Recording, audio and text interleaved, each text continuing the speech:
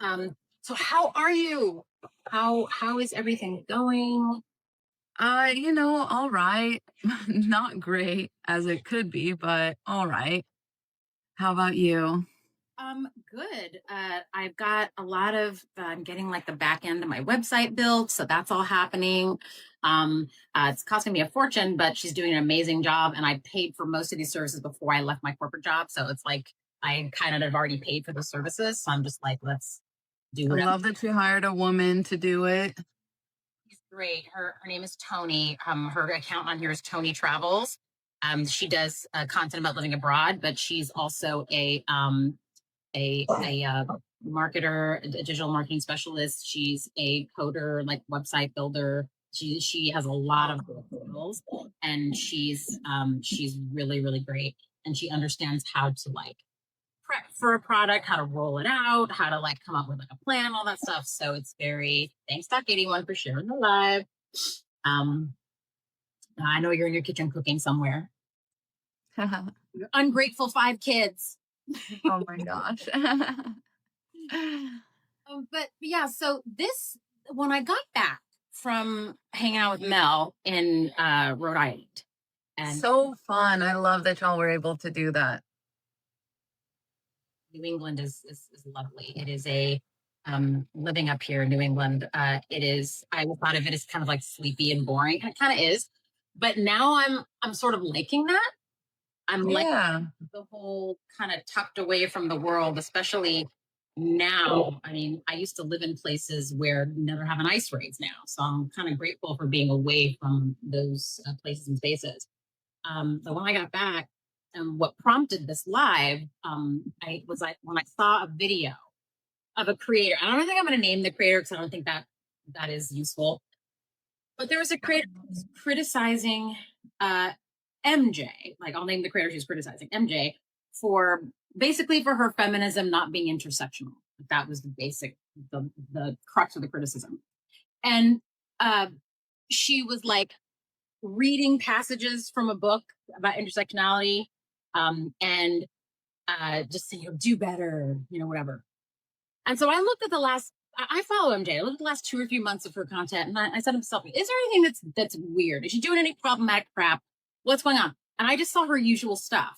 And I've heard her talk about intersectionality. I've heard her talk, but her content is more focused on, like I call her a hot girl feminist. That's not like insulting. That's just, she's like, if you're 20 to 35 and you're a hot white woman and you're living in LA or New York, this is how you navigate these dudes. This is how you build your business. This is how you move through the world when you're a specific type of woman. Mm-hmm. I'm not that type of woman, but for those type of women, that's fine. And I have yet to hear her say anything that is like damaging to the movement, damaging to those women. And this creator was accusing her of putting women in danger. And I'm like, she's doing the opposite. She even said in videos like, understand that when you have high standards, you're going to spend a lot of Saturday nights alone. And you got to accept that, because you got to accept that most people aren't going to be able to live up to your standards. And just, it's going to be a lonely life, but you got to just, deal with it. So I didn't see any issue. But then when I looked closely into the criticizer's content, I noticed when she had a similar look to MJ. Similar. Mm-hmm. I'm thinking I'm going to find like, she's an activist for unhoused people, or she's like a vegan eco activist or something. No, she works at a club. Right.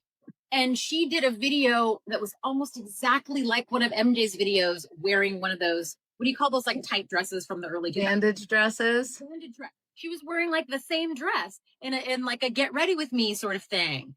And I'm like, girl, what's happening? Right. Like, had like a fraction of the followers MJ had. So to me, it was looking like she was trying to piggyback on MJ's success to get her own engagement up. If it seemed very shady. I'm not saying that's what she was doing, but it seemed shady. And I'm noticing more of that. And not just that kind of criticism, but women being doxxed, women being like harassed. All because they're a different type of feminist or a different type. And the women that are being criticized, I'm noticing, are not like the super dangerous ones. Like of all the people we could be, I haven't seen I'm just a girl get doxxed. Right.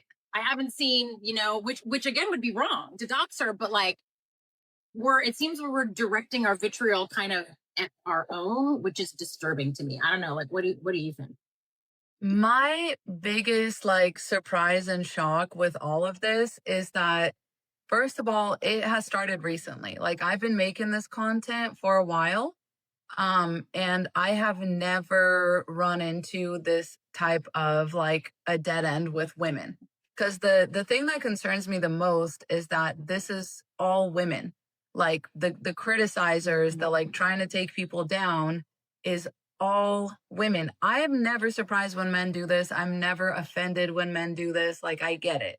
I get it. But what I don't understand is women trying to tear other women down for like for not saying something or like not doing something. And it's like, how do y'all not realize that we are all a rich tapestry that comes together into a movement, right? Like people, and I'm like, is this like a playing out of individualism where like perfection becomes like so important because you're thinking of everything individualistically and you're thinking that every human being, if should they be allowed to speak, they should be able to speak on anything and everything.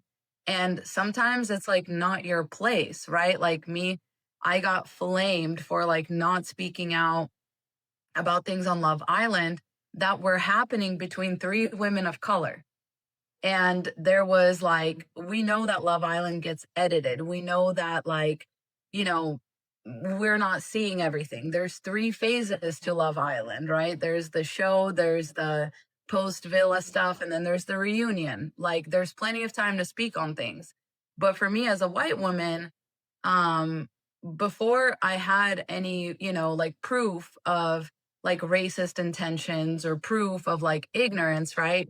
I wasn't going to step in and litigate a situation between three women of color.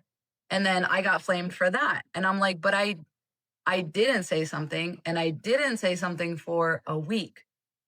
Like, where has our patience gone? Where has our, like, you know what I mean? What if I was just on vacation? What if I was just like taking some time off? Like, this kind of stuff is getting really crazy. Or people being like, you're married, so therefore you can't make this type of content.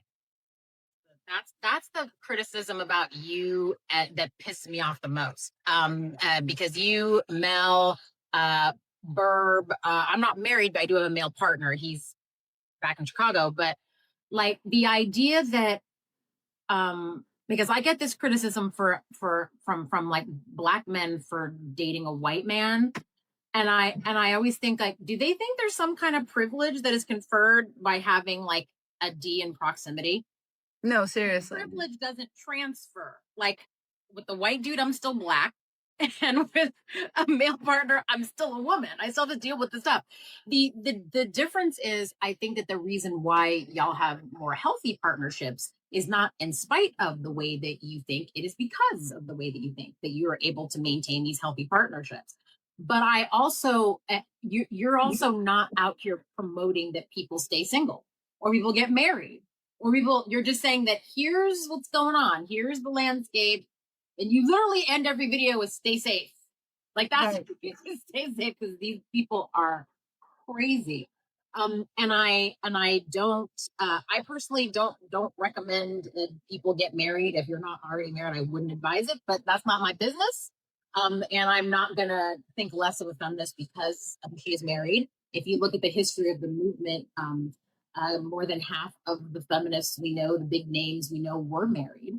It's just that because a single, attractive, slender white woman was the face of feminism in the second wave for a long time, people forgot about, Shirley Chisholm, Bella Abzug, the woman who wrote Betty Friedan. They were all married. Like the woman who literally wrote the book on, the miserable existence of a housewife, weaponized in college.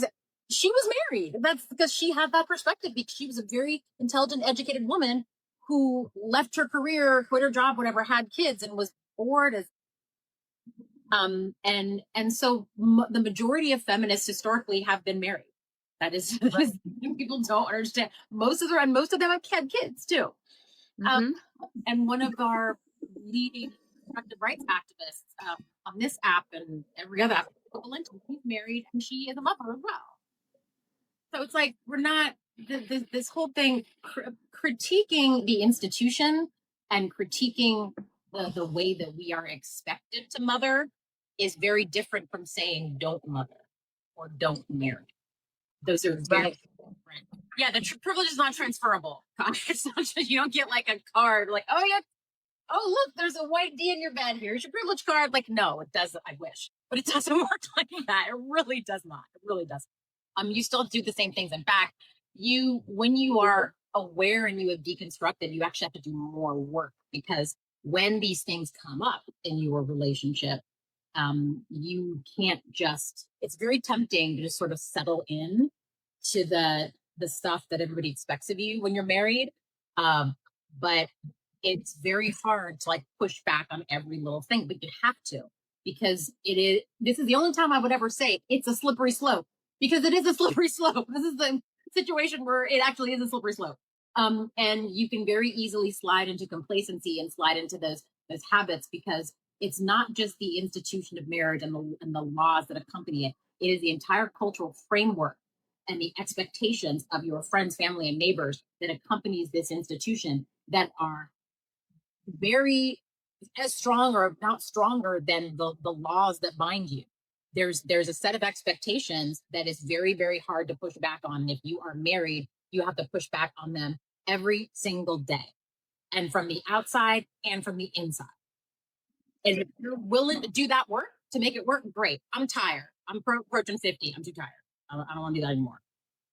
And I just want to say too that like the biggest reason why I don't recommend that women get married is because I actually haven't had to do that stuff. Like I, in fact, and I don't mean to like, this is not me bragging, this is not anything, but I wouldn't still be married if I had to teach my husband the basics of like how to view me as a human being. Like I know some women have done that and it's worked out and good for them, but that would give me the ick. Like I literally wouldn't be here.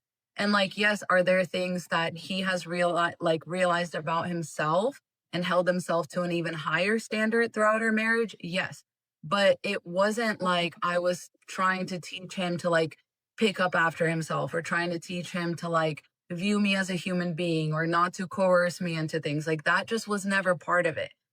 It was never part of it that I had to teach him about feminism, right? Like it was, I often say that he was kind of the one holding me by the collar while we were in the church and keeping me from slipping into the pick me ways that my neurodivergent brain wanted to slip into, because I view things as binary oftentimes. And I was like, well, but like, are you going to be a leader? You know, like, are you going to, or are you just like a man that doesn't take accountability, whatever? And he was like, why would I be the leader? We're both people in the relationship. Like, I'm not going to have the final word. I'm not going to make decisions for you.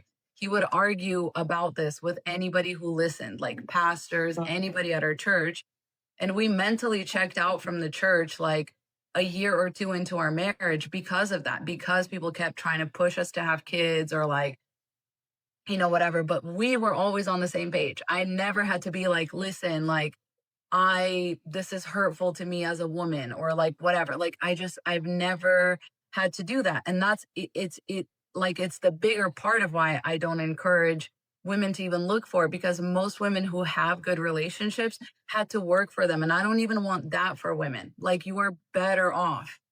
I don't want to sit there and teach a man how to view me as a human being. And I've never done that. Like, not to my dad, not to my husband. They just always did to this day. And the energy you can be using for other things is not worth the trade-off, in my opinion. Yes. Men aren't that great. So in general, so on average in general. So doing all that labor to maintain a relationship that you're even when things are as equal as they're going to get, you're not getting much out of anyway. Mm-hmm. The juice isn't worth the squeeze. Let's say that. Right. Yeah. And I just think like in our relationship, like my husband actually says, like, I'm trying to flip the patriarchy. Like, I want, like he's the one that has the boring job with the health benefits and the 401k and stuff like that. So that I can do the crazy shit that I want to do. Like I have my career path has been like this. I just, I jump from one thing to the next. Like nobody knows what's going to happen. Like, and he's just like holding down the fort. When I get busy with stuff, like he starts cooking and not starts, but like he's the one that does all the cooking and cleaning, right? Like I'm more likely to order food out than I am to cook, whereas he'll be like, no, let me like run to Costco, let me make the salmon, like all that stuff. I recently started learning to cook because I'm afraid of like when the economy really collapses, I have to learn how to take care of myself. So I learned how to make like to bake like three different things. And I'm working on, and I know how to do like two different kinds of like soup stew things. And then I'm going to work on like two other things. And so will have like six things I know how to make. So I can feed myself on a basic level. It is not that difficult. It just takes practice. And it takes just the understanding of like really the chemistry of cooking. That's the part you had to have to get. So you can develop the skills where you look at your pantry and you have like five ingredients and you can make something out of whatever you have. Like that's the level I'm trying to get to. But yeah, like I don't think the obligation to cook, I've never had that. And I would be resentful if I had the obligation to cook for another adult. Right. I didn't do that. Right. Fed yourself for 35 years. What are we doing here? Let's figure it out. You did your own laundry for 35 years.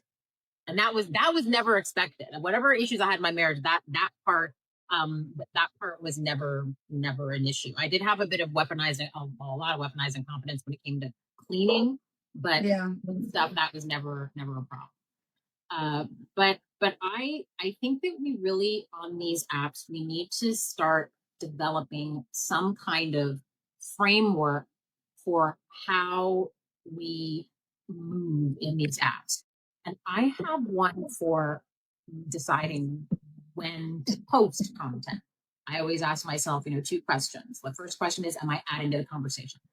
Because I was covering ground that everybody else covered, there's no point to it. And then number two, is what I'm about to say going to hurt anyone? And then then if those questions come out okay, then I post. But I think for the calling out or calling in or accountability, whatever thing, I think I developed a new set of questions. Like the first one is, what kind of creator is this person I'm thinking of criticizing? Where do they fit into this space? That's the first thing to decide. Number two, do they have a history of this kind of BS behavior, or is this a one-off? And that takes time, meaning you can't on every pile-on accountability trend immediately because you have to go look at their content, see what kind of person they are. Now, if they have a well-documented history of this kind of BS, light them up, like whatever. But not everybody fits that criteria. And I just think we need to be a little more circumspect when it comes to who we're gonna light up when when we feel like someone needs to be called out. Trends, absolutely, calling out trends is fine because calling out a trend is not directed at a particular creator. There'll be like hundreds of folks doing that trend, but yeah, we need to be a lot more selective on where we direct our ire and where we send our minions to, like, that's the worst part. Like when a creator attacks you who has like a very loyal and larger community, their minions coming over and harassing you, and like that's the worst part for me on the occasion that's happened to me. And you gotta like block people, left and right. Thankfully, I haven't had to deal with too much of that. But the rare occasion I did, oh, the minions are the worst. Worst. Yes. It's just been disturbing that it's been women. Like to me, that is like the biggest part of it and the most disturbing part of it. And they're the ones wielding the accountability stick against other women. And it is like has become such a gotcha environment and such a like there's also this aspect of like holier than thou kind of like we're just getting very puritanical, like we're getting away from inclusivity and we're marching, right? Like, hear me when I say marching towards exclusivity in this movement, right? Like, we are basically, my question is, okay, let's start pointing fingers at a bunch of women. Okay. Objectively, what is that going to do to the movement? Right? If you say, oh, you're married, leave. Oh, you have a partner, leave, get out. Oh, you make this kind of content, but not this kind of content, get out. What are you doing? Like, how big is the next march going to be? How, do you know what I mean? You're really just abandoning your own allies. And we just have to draw the line between, like, where are the allies? Like, who's like a real ally, and then whom by their actions, right, is not an ally. So it's one thing to say that, like, oh, a married woman can still open her eyes. Guys, like, newsflash, they taught me how to read. They taught me how to think critically in school, right? I went to school. I have I've had jobs. I have an employment history. I know what it is to reason. I know what it is to open my eyes, look around, look at the statistics, look at the real world examples. I can look around and I can tell women, I can extrapolate that and say, hey guys, like, based on what I'm seeing out here, this is what I see. This is what I recommend. This is how I interpret it, right? I'm married, but I wouldn't advise it. I got married, right, many years ago. I started dating many years ago, 15 years ago. We didn't have nothing but dial-up internet. Like, it's a different world we're living in. Like, when I found my husband, I could, pretty safely say that, like, it was a smaller percentage of men that was addicted to pornography the way that they are right now. Like, there's so many reasons why I tell women not to get married, and people are like, oh, you're just gatekeeping all the men. What the fuck? You're trying to gatekeep the men. You're trying to keep women single.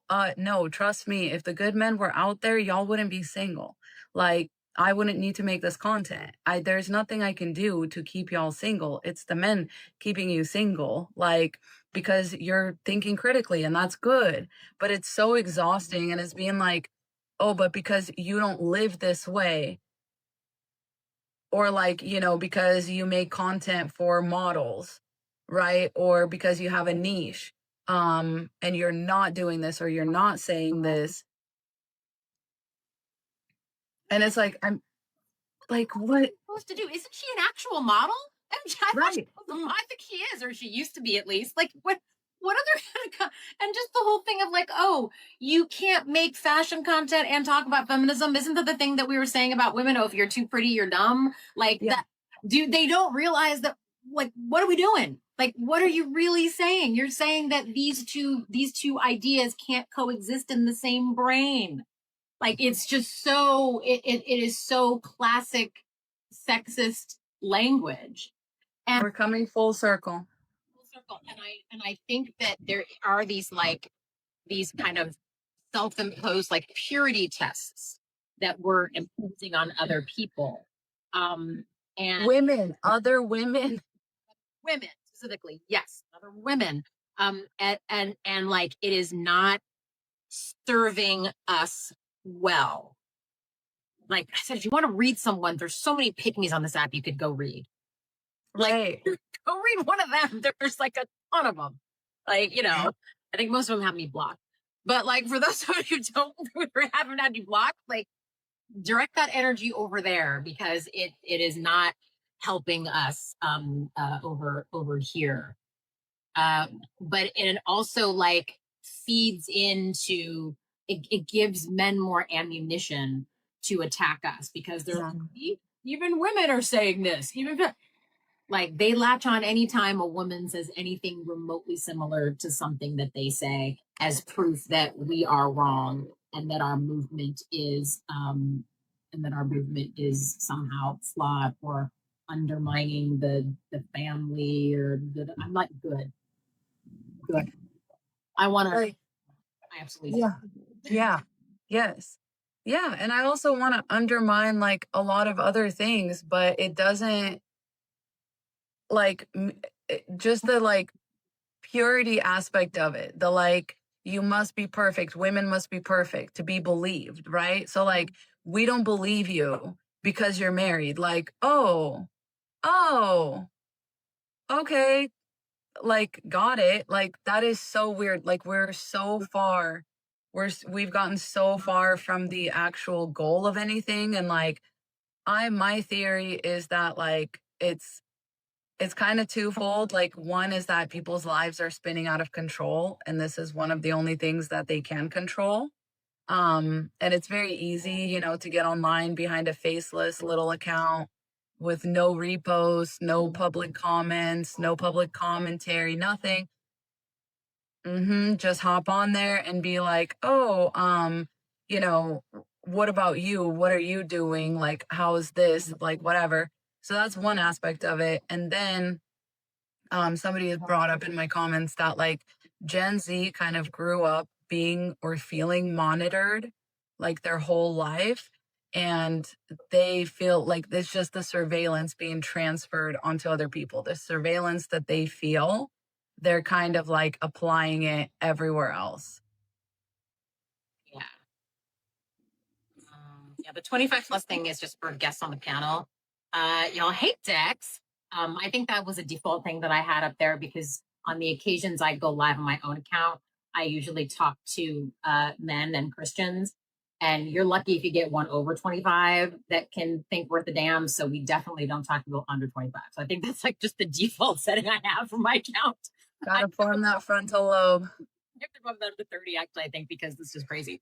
But yeah, we really do need to exercise a lot more discernment. But I think that the drive to either make money or maybe like the dopamine hit from getting recognized and going viral, we're willing to cannibalize our movement and to sacrifice other women just to get what you got one viral video, you got X however many new followers, you're willing to everything from just insult, damage, have us waste 72 hours on this topic, or outright get a woman hurt over that. Right. I'm not going to say her name, but like, you know, we you know, right? That is really what you're, but I think in terms of that person, they're just a contrarian because there is a little niche on social media for people that are like, both sides hate me and I'm a maverick. And anyone who opens their videos regularly with, this is going to trigger you, but I don't care, I immediately swipe. Oh yeah. Like, you're not a serious person. Like you're not a serious person. Like if you, why are you worried about triggering people? You should be worried. You should be thinking about what you're trying to communicate and standing on business. Like don't worry about. Right. Yeah, you don't need to be an edgelord about it. You just need to say what you say. And yeah, all the gimmicky stuff. Like I'm also like, listen, I don't know. Some of us just get on this app and start yapping. Like, I don't know. We're just, I don't really use gimmicky things. I don't use like, you know, any sort of like hooks for attention just because like I want people to come to me as like educational content. I don't want to be inflammatory content. I don't want to be like, hey, pub. Yeah. I do want to, this is kind of where ethically I'm trying to figure out, like, I do want to use some of the techniques that get me more engagement because I think the things I'm talking about are important, but there's a very fine line between that and it being cringy and gimmicky.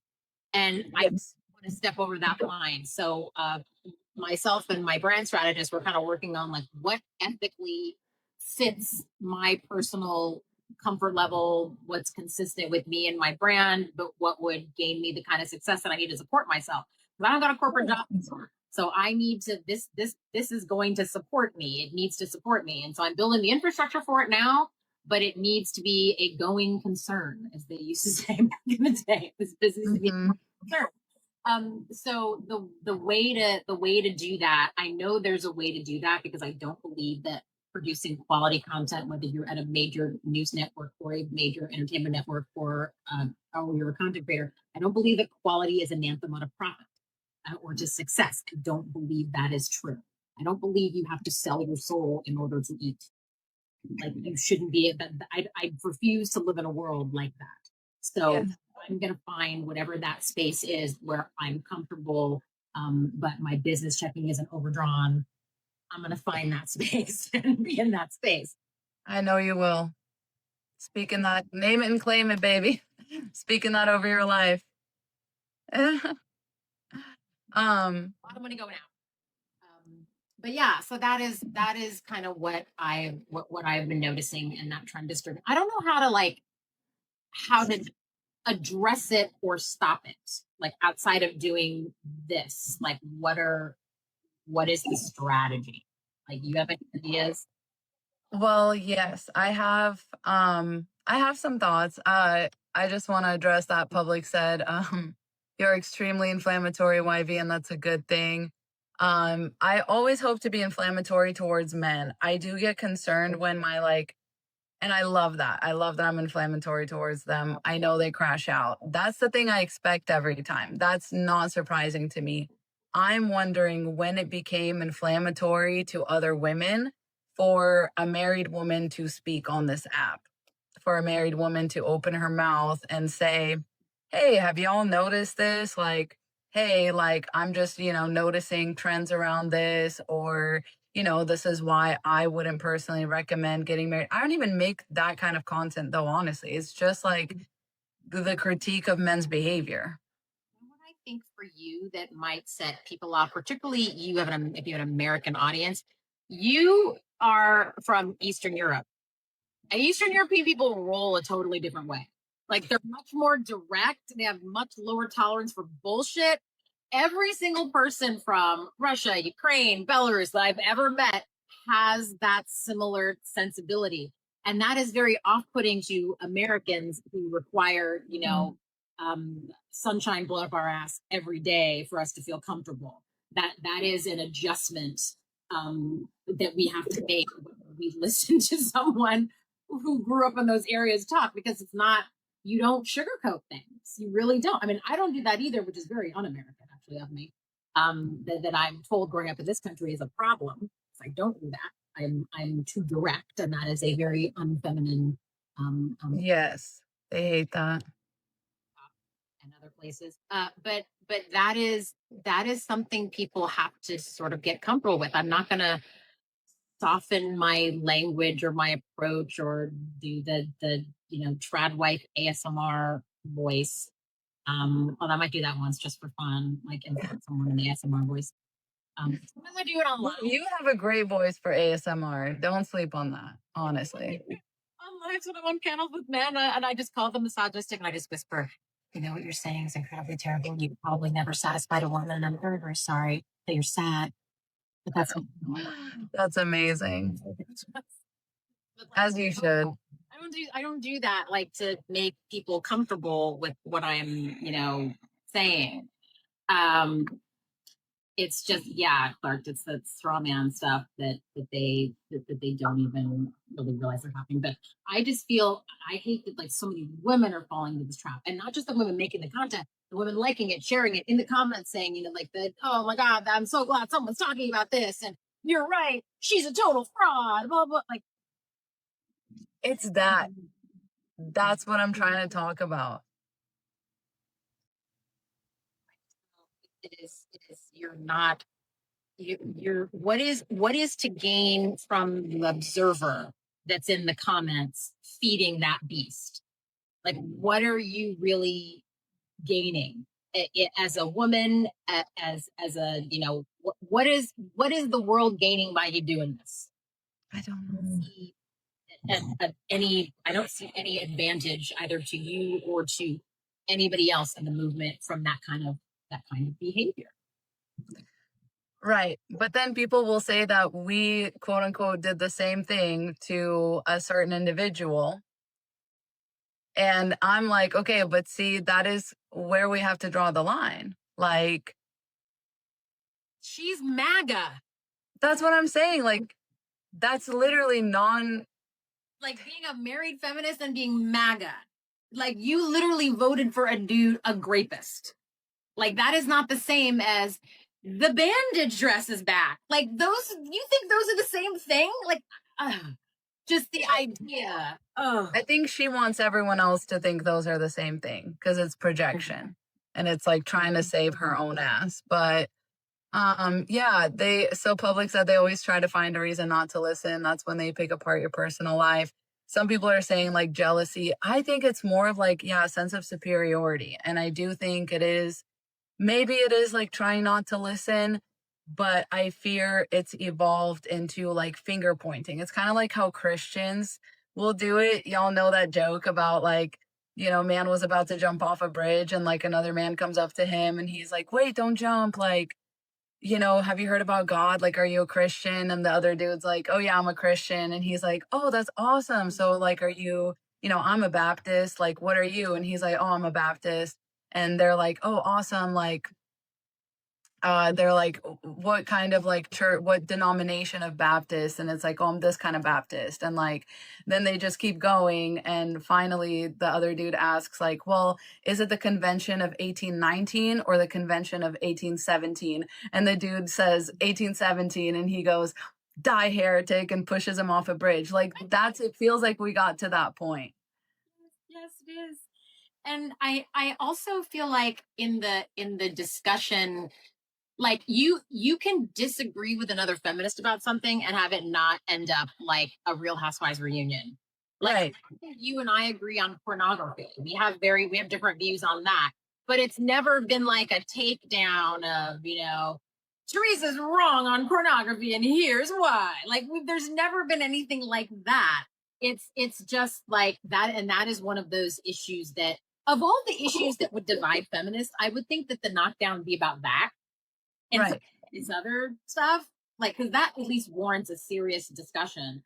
And there's not just two sides to that story. There's like 7 sides to that story. It's a very like rich, nuanced subject. And I would, if we're going to have a real conversation about something, I would like it to be something like that actually does have really high stakes, and that there are several valid angles and opinions on that subject that any person can offer.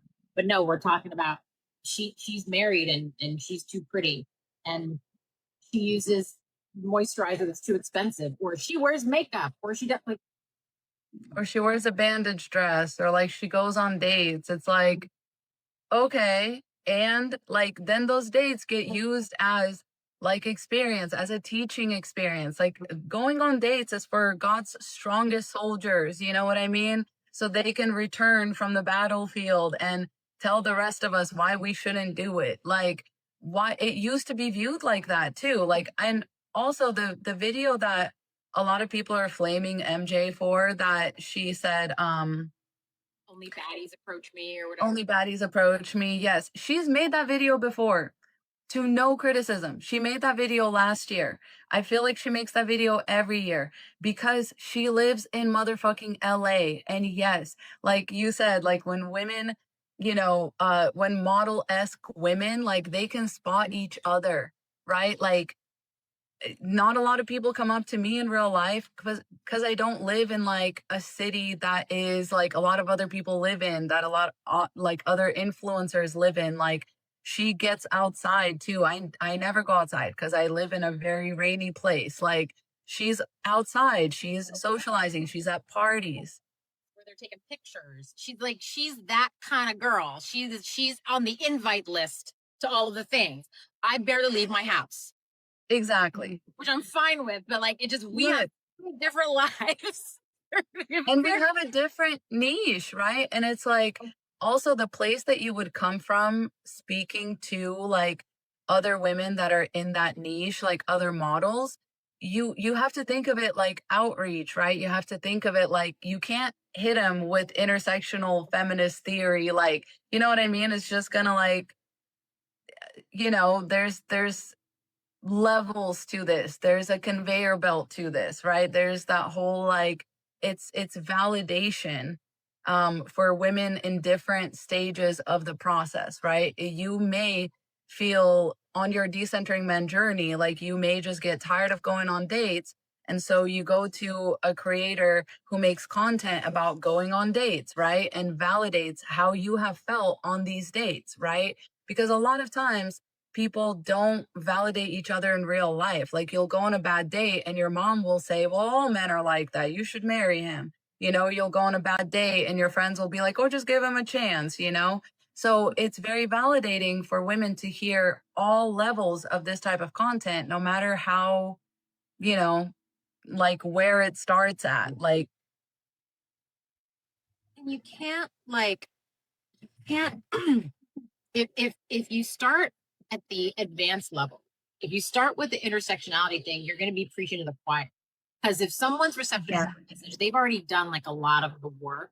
And Sarah on this app, I can't remember her last name, but she is a science communication PhD candidate. I don't know if you know her content, and she did video a couple days ago or yesterday about how the Mehdi Hassan debates. So, by this online debate culture where you get like a crazy conservative and like 20, that is not useful. Like you might as well watch like wrestling. It just reminds me of like wrestling. It's purely like entertainment. There's no real discussion. She said that we have this opinion that if we just gave people more information, they would be better people. Or if we just gave men more information, they would see us as human. If we just gave MAGA more information, et cetera, et cetera. That is like one of the least effective communication techniques to change someone's mind. Among the most effective is storytelling. Like telling someone a like personal story to illustrate the point, to like gotta take you on the journey of that person's experience. That is much more effective than just throwing facts at people, hoping that it'll stick. And I think the people producing that content, Jubilee, whatever media organization they are, they know that they're making it clickbaity. And looking for sound bites and stuff. Sure, if it doesn't seem like Mehdi Hassan was aware how bad that was when he went on. I think he's got a lesson learned now. But I think Candace Owens, she knows what that game is, because she's been in that, media gotcha grifter game for like 20 years. But Mehdi Hassan, I think, thought he was doing not like a super serious, he didn't think it was like Meet the Press, but he thought it might be like a semi-serious thing.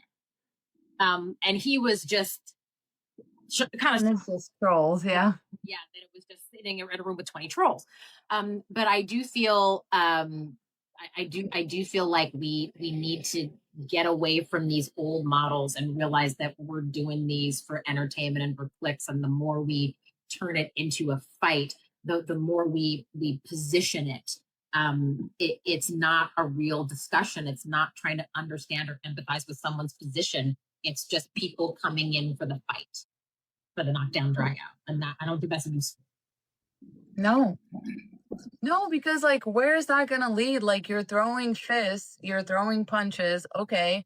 But what kind of crowd are you attracting? Like, that's my other thing about like why it was so scary when like certain individuals, like, try to discredit you, because it's because of the way that they do it, right? Like, they were claiming that like, oh, all these other quote unquote girly pops like started it, where really the girly pops were just calling something out, something very important, being like, hey, did you really say this? Do you really believe this? Like, you should, brush up on intersectionality, that kind of thing. That could have been taken one way, but it was taken a very much like you're attacking me way, with a lot of projection into it, right? So people typically project what they are. That's something that, like, the reason why I don't get too upset about this stuff is because like I know people are projecting from how they really feel. It's not about me. It's really not. It's not about me. It's about how people feel on the inside, and I get that. But what happens is when these certain creators get on their hate train, is that other hateful people get on that hate train, to the point where, for my safety, me, who has never had to block a woman in my life, like up until now, had to go and block a bunch of women because they were acting scary in the comments. Scary. Like trying to dox my husband, trying to dox me, trying to tell her more information about me, trying to tell her when it's my birthday, when is my like, like spreading like literal lies, saying that, like, I don't know, saying all kinds of rumors that I don't even want to repeat, because the whole goal is like to make you unable to defend yourself, is to throw out these crazy accusations to where you're going to look crazier trying to defend it, right? they're like, oh, this is a lavender marriage. Like, do you want me to post a sex tape? Like, what do you want? Like, how would I disprove that to you? Because like, I know what I know. But for you to throw that out there is, first of all, not only like super weird and like very like mind your business, um, but it's also like, how am I going to disprove that? And also like, what? I don't know. And the irony of it is they are attacking, in this particular situation, the MJ situation, they're attacking MJ, essentially calling her a white feminist. Mm-hmm. The way they're doing it is like classic white womaning. Right? They're white womaning so hard to criticize the woman for being a white feminist. Like it blows my mind. I'm just like, this is classic.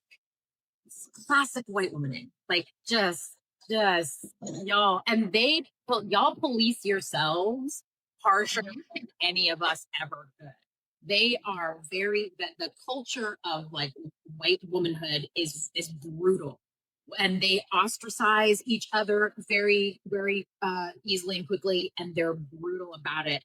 And until you step away from that core group and you have like new friend circles, and then you go back. I was watching Grace and Frankie the other day, and I'm in like the first season, and it's where Grace like goes back to some of her old suburban friends that she used to hang out with after living in the beach house with Frankie for like a year.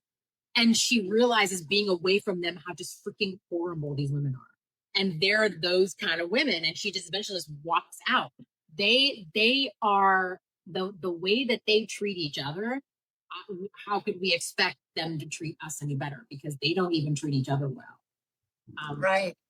So, and that kind of exclusivity started a long time ago with Susan B. Anthony and the little minions that were like, oh, we'll definitely use Black women's labor to get the word out about our movement, to boost our movement.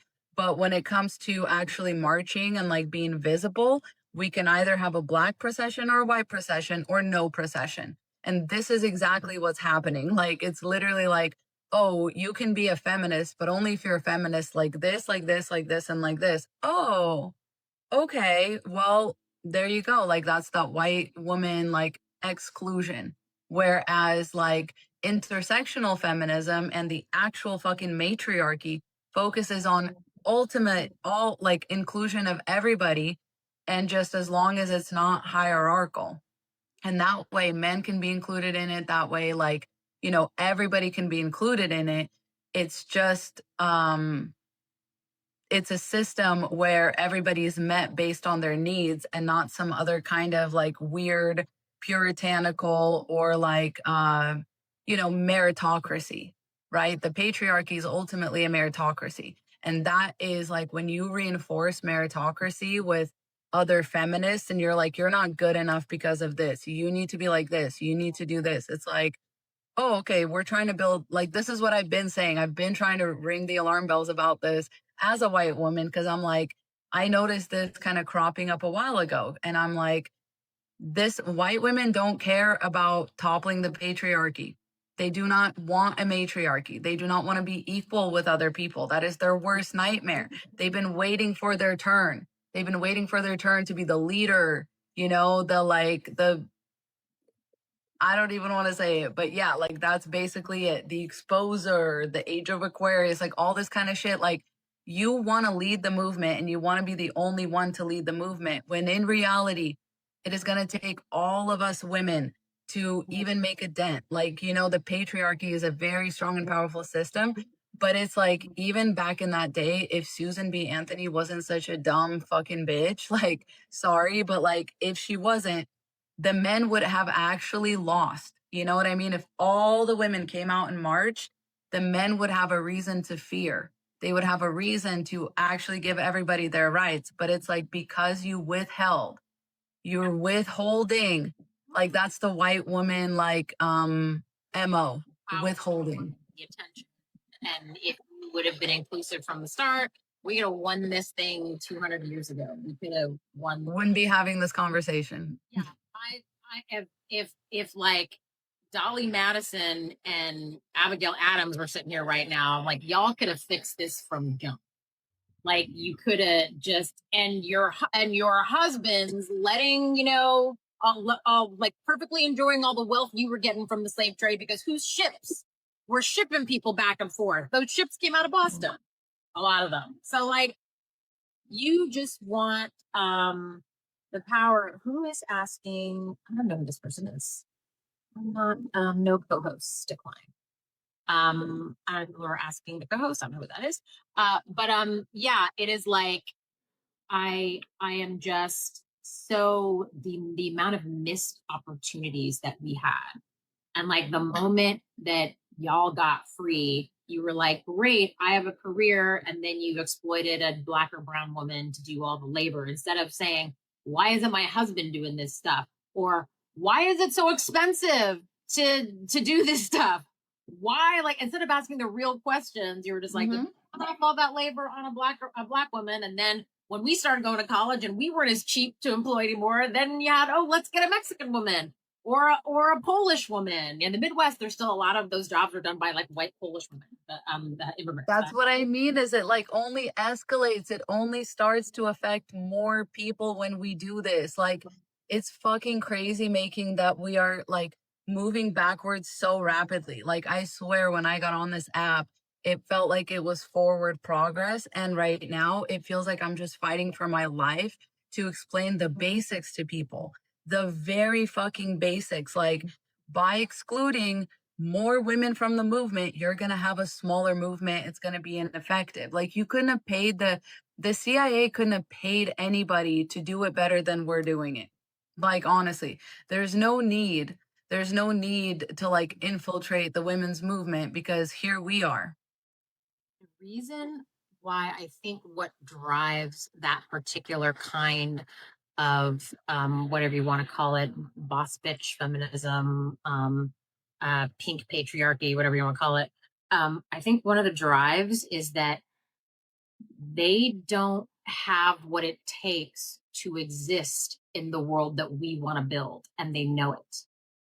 And Danita Platt on this app points this out a lot. She is a home economics, cooking, type of person, but she also approaches that content from the lens of like white supremacy and kind of understanding like, the history of labor and the intersectionality of race and gender. And she says that in the coming years, we're going to see a lot more like homemaking content from white women, but it's going to be very performative because the reason why they have to keep exploiting the labor of Black and brown women is because they have no skills and they have no community because they never bothered to build one.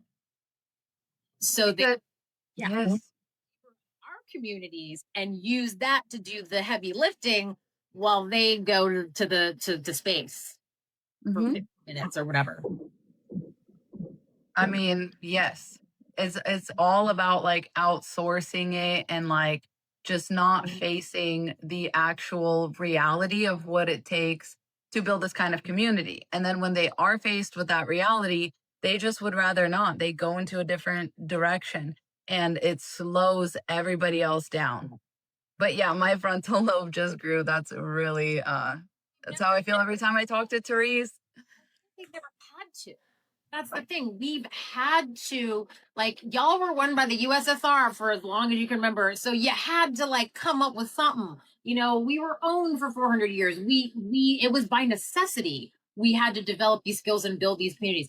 They've never really had to. But with the impending economic collapse, and you're not going to be able to get everything you need at the Trader Joe's frozen food section. And believe me, no one will be crying bigger tears about that than me. I love the Trader Joe's frozen food section just as much as the next person. But like you need to learn like basic skills and how to like form connections and build community. Then it's like they refuse to do it. They're still very insular in there. They only want to live in a place with that where people are racially homogenous, and occasionally they'll let in a Black or brown person if they make enough money.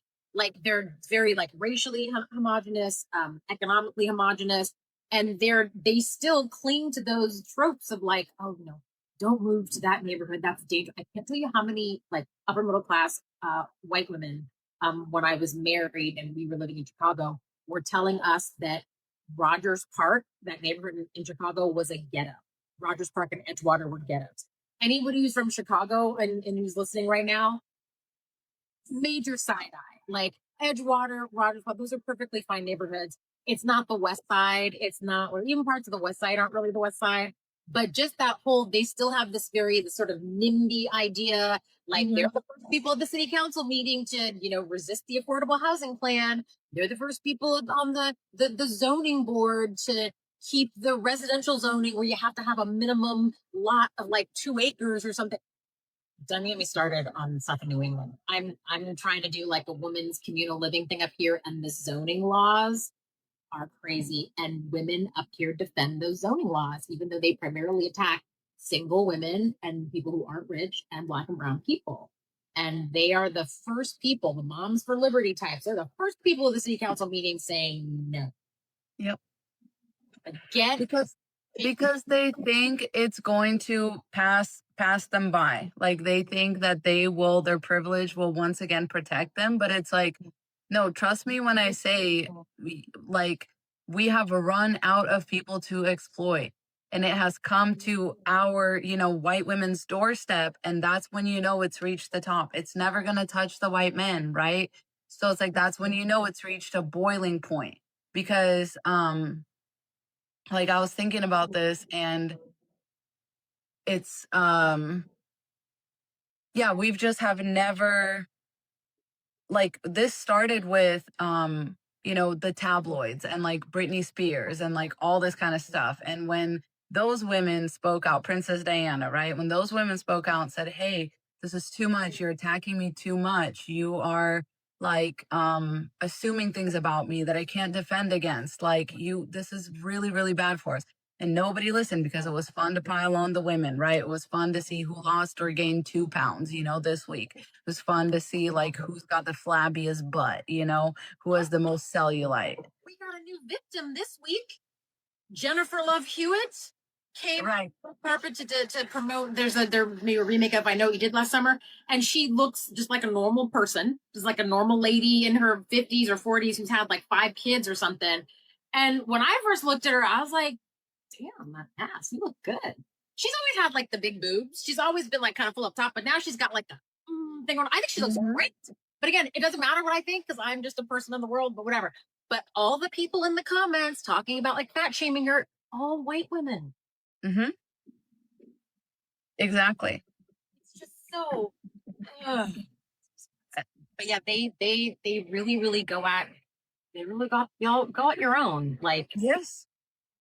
Because that's like the real threat, you know what I mean? That's like that's who you're competing for men with. And that's why I find it funny that was like woven into the narrative about me by a certain individual, that I'm just trying to tell women to stay single, to keep all the men for myself. And I'm like, see, that says more about you than it does about me. The fact that you think that way, the fact that you think men are something that women are lacking, that, I can gatekeep the men from y'all, like, that is weird, that you're seeing competition where there isn't any competition. In fact, I think women are very powerful on their own. I don't think you need a man. But it's like you seem to think that. That's really weird, because every time they attack women, it's like you are saying something about yourself, like, oh, she's fat or whatever, like, oh, or she got fat. And it's like, I wonder why you feel that way. Like, I wonder why you feel like it's okay to say these things. Like, you seem like you hate yourself. You seem like you're in competition with like imaginary people. You're fighting demons that are not like, they're demons of your own creation. The thin privilege in among those groups of women is they fight so hard to maintain the thin privilege, and they're the ones that are most critical of Ozempic too, because they're like, oh wait, you mean now women can lose weight without torturing themselves like I've been torturing myself for 20 years without, which by the way, that's not easy. I've been on Ozempic for about a year, and that stuff is not easy. I I've just heard it's not fun. it is when you first start it, especially you can get like the nausea, the really bad side effects. All in, I think that it's a beneficial medication to have access to, particularly if you're diabetic or you are very overweight and you also have mobility issues, which I did last year, and it helped me drop a significant amount of weight to the point where my joints don't hurt from my autoimmune disease anymore, and I can walk. That's That's amazing. great, but like it is the people who were taking it to like get bikini ready. I'm like, you're gonna be like nauseous and whatever for like 2 months just so you can, and you're already like a 4. Like, I don't care. They would take prescription meth again if they could. like you're like this, like you're the size of like my right leg, and like you're fine. Like I'm sure your bikini body is great. Like just do the bikini body is whatever body your body is in when you're wearing a bikini. That's a bikini body. Just go to Maui and have fun. Like why are you torturing yourself? Why are you torturing other people? Why? because the policing starts within. The policing is applied within. And that's how you stay a part of the patriarchy. That's what I mean. It's like the monitoring spirit lives within you and you are letting it out. Like you're letting it out full blast, right? And it's like that's how you can tell, the MAGA voters and stuff, because they're always pointing fingers. Like it's not a call in, it's not even a call out. It's just a pointing of fingers. And it's like, listen, we can sit here and point fingers all day. I have things to point fingers at, but I don't want to point fingers because it's more important to come together on the things that we agree on. It is infinitely more important to do that. We can sort out all the rest of the stuff once we have our autonomy back. We have, you know what I mean? Like if you voted against that, then it's F you all the way. If you voted against that, like that's the only thing that I believe prevents women from being a feminist is voting against women's rights. You objectively cannot call yourself a feminist if you voted against women's rights. The fight of feminism has always been about women's rights. So if you vote against that, you are not a feminist. Like objectively, like I don't care textbook definition. I don't care what else you say. I don't care what kind of decentrament content you make. It's coming from a non-feminist place. It's coming from either a grifting place or a place of like, you just know that this has been popular content on the app and none of your other grifts worked. Like that's where it's coming from. Some people who how I feel about people who opt out of voting, it's literally all we have left.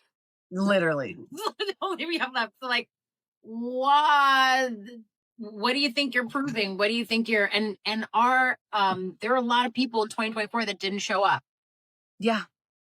That's why we're here. Turnout almost always benefits the left, and low turnout always benefits the right. So when we have low turnout, conservatives and conservative policies tend to win out. So yes, I do blame them for not voting because you are contributing to making it easier for the Republicans to win. Mm-hmm. Something like that. And it was crazy because the whole hangup was about like G side, and I'm like, so by not voting, you do realize what you're doing. Like you're literally have made it worse. Like you literally have made it worse. The fact that it is now being sold as actually let's finish it up faster so that we can build waterfront property on that. You did that if you didn't vote. You did that because you were like, oh, I'm not voting for Kamala because the left of establishment, whatever, they support genocide. That's all I have to say to you. Stop it. Didn't improve this. Not a single person in that region's life improved because you didn't vote. In fact, it got, like you said, it got worse.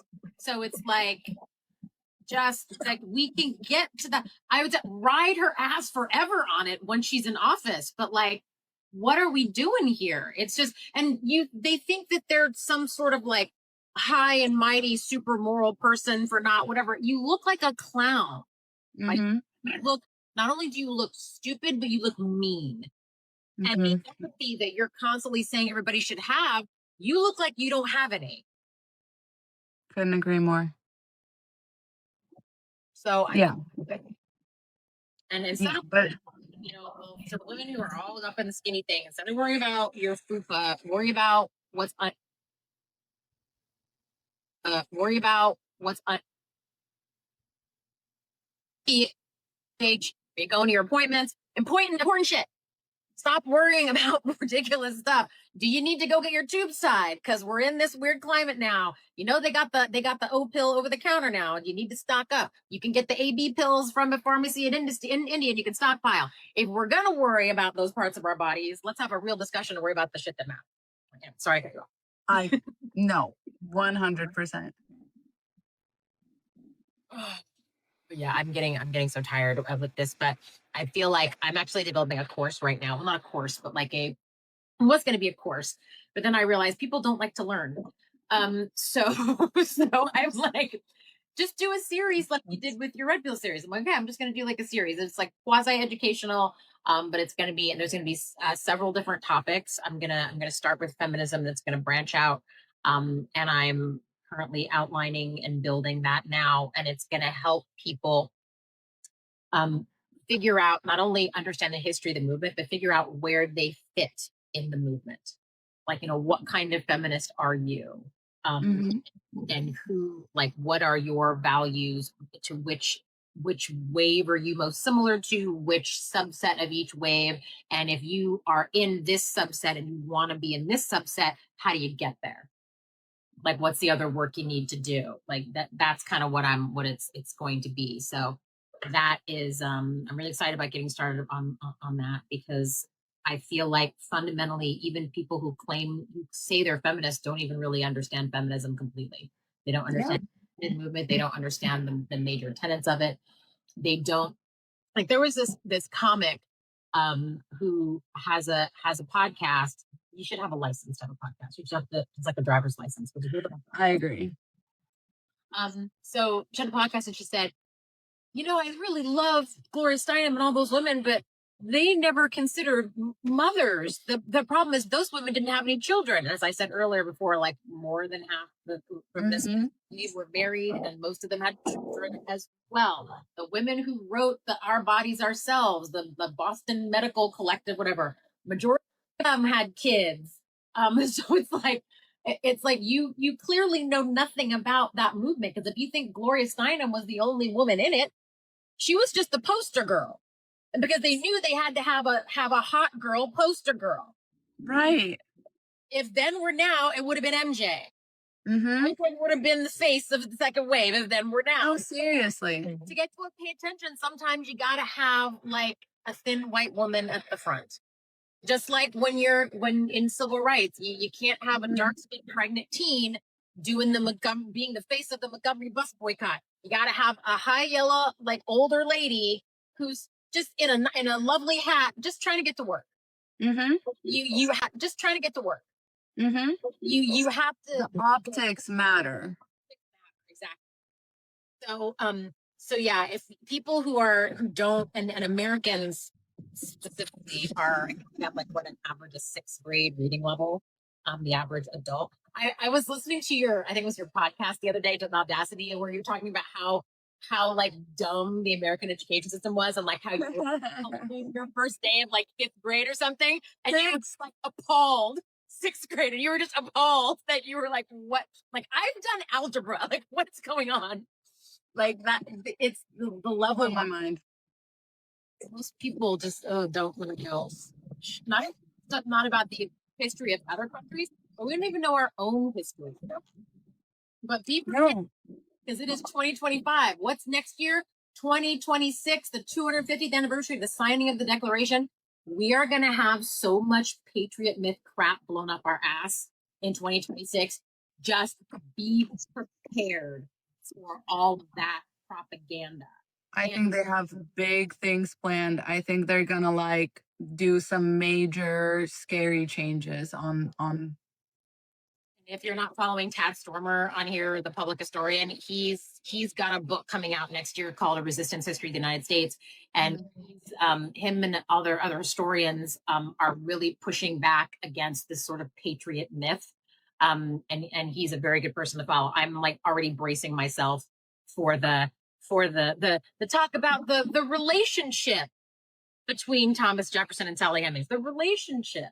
Like, it was just like they were dating, and it was like fun and naughty, and he owned her. Like, just, yeah, there's going to be a lot of that. It's going to be so scary. Yeah, like the revisionist history is real, and I think that a lot of people are not going to be educated enough to know any different, and that's really scary because I was very educated on the history of my country. I was very educated on even the part that Ukraine played in like Holocaust and things like that, just because you have to know this stuff. If you go to Germany, that stuff is around every corner, right? It's got historical facts, it's got like all this stuff so that people won't forget. And the American education system is built exactly in the opposite way. It's where it's like, yeah, and then we realized that slavery was in America and nobody knew, and it's not like the whole country was like participating in it, and it's not like it was considered the norm. All of a sudden everybody woke up and was like, where did the slavery come from? And then everybody joined hands and got rid of slavery, and everything's been fine ever since. Someone's asking, how can we prepare, where to start? Well, I can start with the documents themselves, because we weren't shy about what our intentions were. Our bigotry, our white supremacy, our whatever was written clearly into those documents. Like, they're the three bits compromise, the okay, we know we have to talk about slavery, but we're not going to talk about it until like 1808. And then we'll talk about it. And then we never talked about it. And we kicked it down the road further. Like, they're specifically, I know the language is very kind of like flowery and weird because Thomas Jefferson's a pick me, but like, who just needs all the attention. Like, it is very clear what their intentions were, what they were willing to prioritize, and what they were willing to ignore.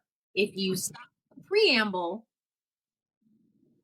like the meat is in like Article 2, Section 9. Like, you got to read the whole entire thing and read all of the 14th Amendment or all of the 13th Amendment, because that second bit is important. So I think that we can start with reading in their entirety the founding documents. Also, this is a slightly tougher read though, but I'm going to do content on this as that year approaches. The Federalist Papers. Read the Federalist Papers. They're very, most of them are very sort of like flowery and wordy, because Hamilton was a egotistical POS. Yes, the musical's great, but that dude was not a good dude. No, and that's why I never watched it, because I was like, this is still propaganda. This is everybody joining hands to save Black people propaganda. That's never happened in the history of this country, ever. Nobody has ever joined hands to protect people of color. Like, I'm sorry. What I do like about that show is they, to the extent that he can, they don't gloss over the fact that he was kind of a dick. There's a whole song about how he like wrote like a penthouse letter about this chick he was banging and put it in the newspaper and for everybody to read. Like, and that is a BS horrible thing to do. And about how he would never shut up and he was a massive egomaniac. But when you're constructing a story like that and you have a villain who's worse, like, it's like the Breaking Bad effect. Like, yes, your protagonist is horrible, but look at this other douchebag. Like, he's like, so when you position and triangulate those two characters, you end up rooting for the main guy who's a terrible person, but your choices are between that guy and that guy. What I did not like is the lionization of George Washington. That is the offensive thing about Hamilton. That is the most offensive part. Like, totally glossing over everything, making him the like, the moment you've been waiting for, ladies and gentlemen, the pride of Mount Vernon. I'm like, are you kidding me? This is the accountability that we hold men to. And this is why I get so mad, like, especially white men. And it's like, not a single man has yet been held properly accountable for his crimes. And we're ready to start pointing fingers at women. I don't know. That's the part that just doesn't make sense to me. Is like, why are you worried about what women are doing? Like, who's in their bed or whatever? Like, what kind of work they do? Why are you insinuating, like, because it's also like this weird puritanical direction that we're going with, especially with the criticism of MJ being like, oh yeah, but she's a sugar baby. And it's like, well, who's pointing fingers? An ex strip club worker? Like, who's pointing fingers? You know what I mean? And that's fine that you're an ex strip club worker. Yeah, that's what I'm saying. We're in the same game. Shit. Yes. Yes. What are you, glass house? Why are you throwing all these stones? It's just really silly and stupid. And I think it's part of it is like just like a vying for attention.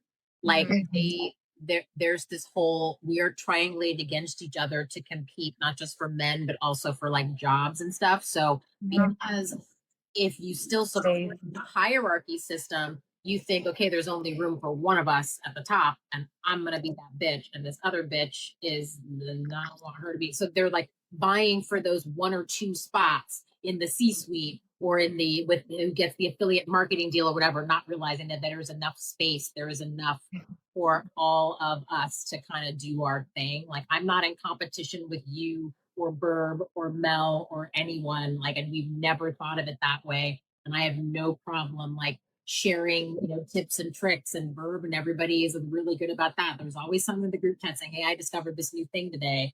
I discovered this new app that really helps me do X, Y, and Z. You should check it out, blah, blah, blah. Like there's never any people who are not, have truly deconstructed, don't behave like that. You don't. Yes. Yeah, if you have decentered the patriarchy, that means you have decentered like hierarchical hierarchical systems. So you wouldn't think of the feminist movement as any kind of hierarchy. You would think there's enough room for all of us. And in fact, the more of us that are speaking, the better that objectively is. We should not be trying to shut each other up. And it seems as though like, ooh, is that a ring light? No, it's not. I just hit the thing because what I was trying to do was go off camera for a second because I gotta I'll just get up and do it. I gotta change my close my blinds because the sun is like right in my face. I'll turn on this other light and I'll also work it first. Ah, Sorry. That was what the big crash was. My little fake olive tree like went on.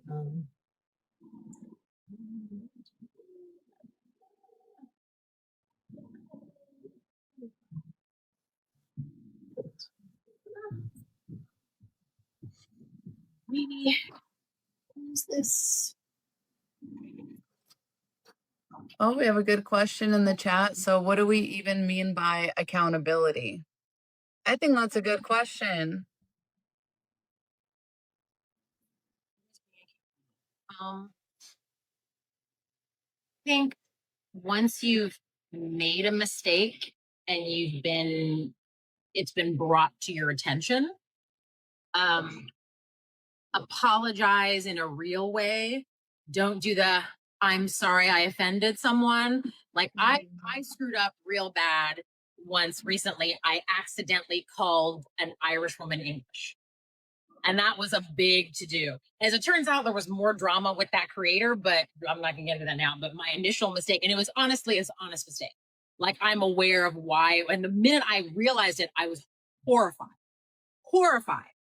But then again, in the comments, white women being what they are, were criticizing me in a very white woman kind of way. And there were some comments I had to delete that were straight up racist. So I'm like, okay, you get to call me out for my dumbass mistake, but you don't get to be racist while you're doing it. And exactly. So I apologize directly. I'm sorry for doing the thing. Not I'm sorry you felt a certain way. I'm sorry for doing the thing I did.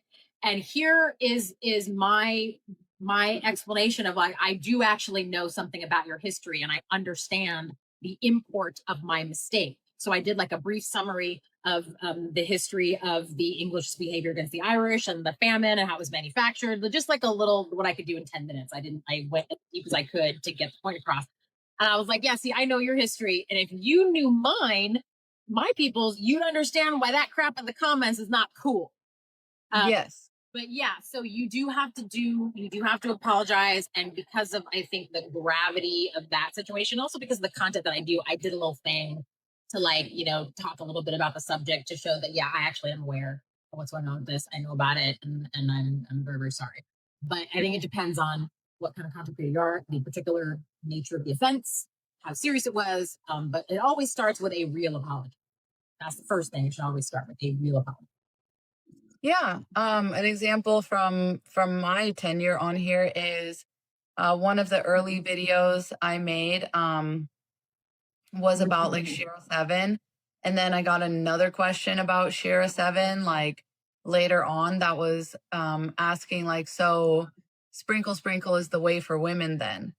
And I thought I was going to be real cool and make this whole video about like, no, I don't recommend sprinkle sprinkle because then you're at the mercy of a man and like you're going to be doing all of this cooking and cleaning and like basically, like kind of like misinterpreting the whole message. And a lot of women, specifically Black women, were calling me out, being like, that's not what she says. She has a whole book called I Don't Bring Anything to the Table. Like she's not cooking and cleaning. She's, if you do that, that's your prerogative, but that's not what she's saying. And I like literally that's what I had to do. I had to take down that video because it was going viral because a lot of people were like jumping on it, just to hate on a woman, right? And so I immediately took that down, even though I could have left it up. It would have shaken out to make me money. It would have, probably gotten me new followers and stuff like that. I didn't want those followers because they would have been just as poorly researched and as, bad in that situation as me. So I took that video down and I made another video using clips from that video to call myself out, to be like, this is what I said. This is why it was wrong. This is what she actually says. And I'm sorry. So, like, there's lots of different ways to respond to criticism, like, without avoiding accountability, without, like, deleting stuff and just like never addressing it. There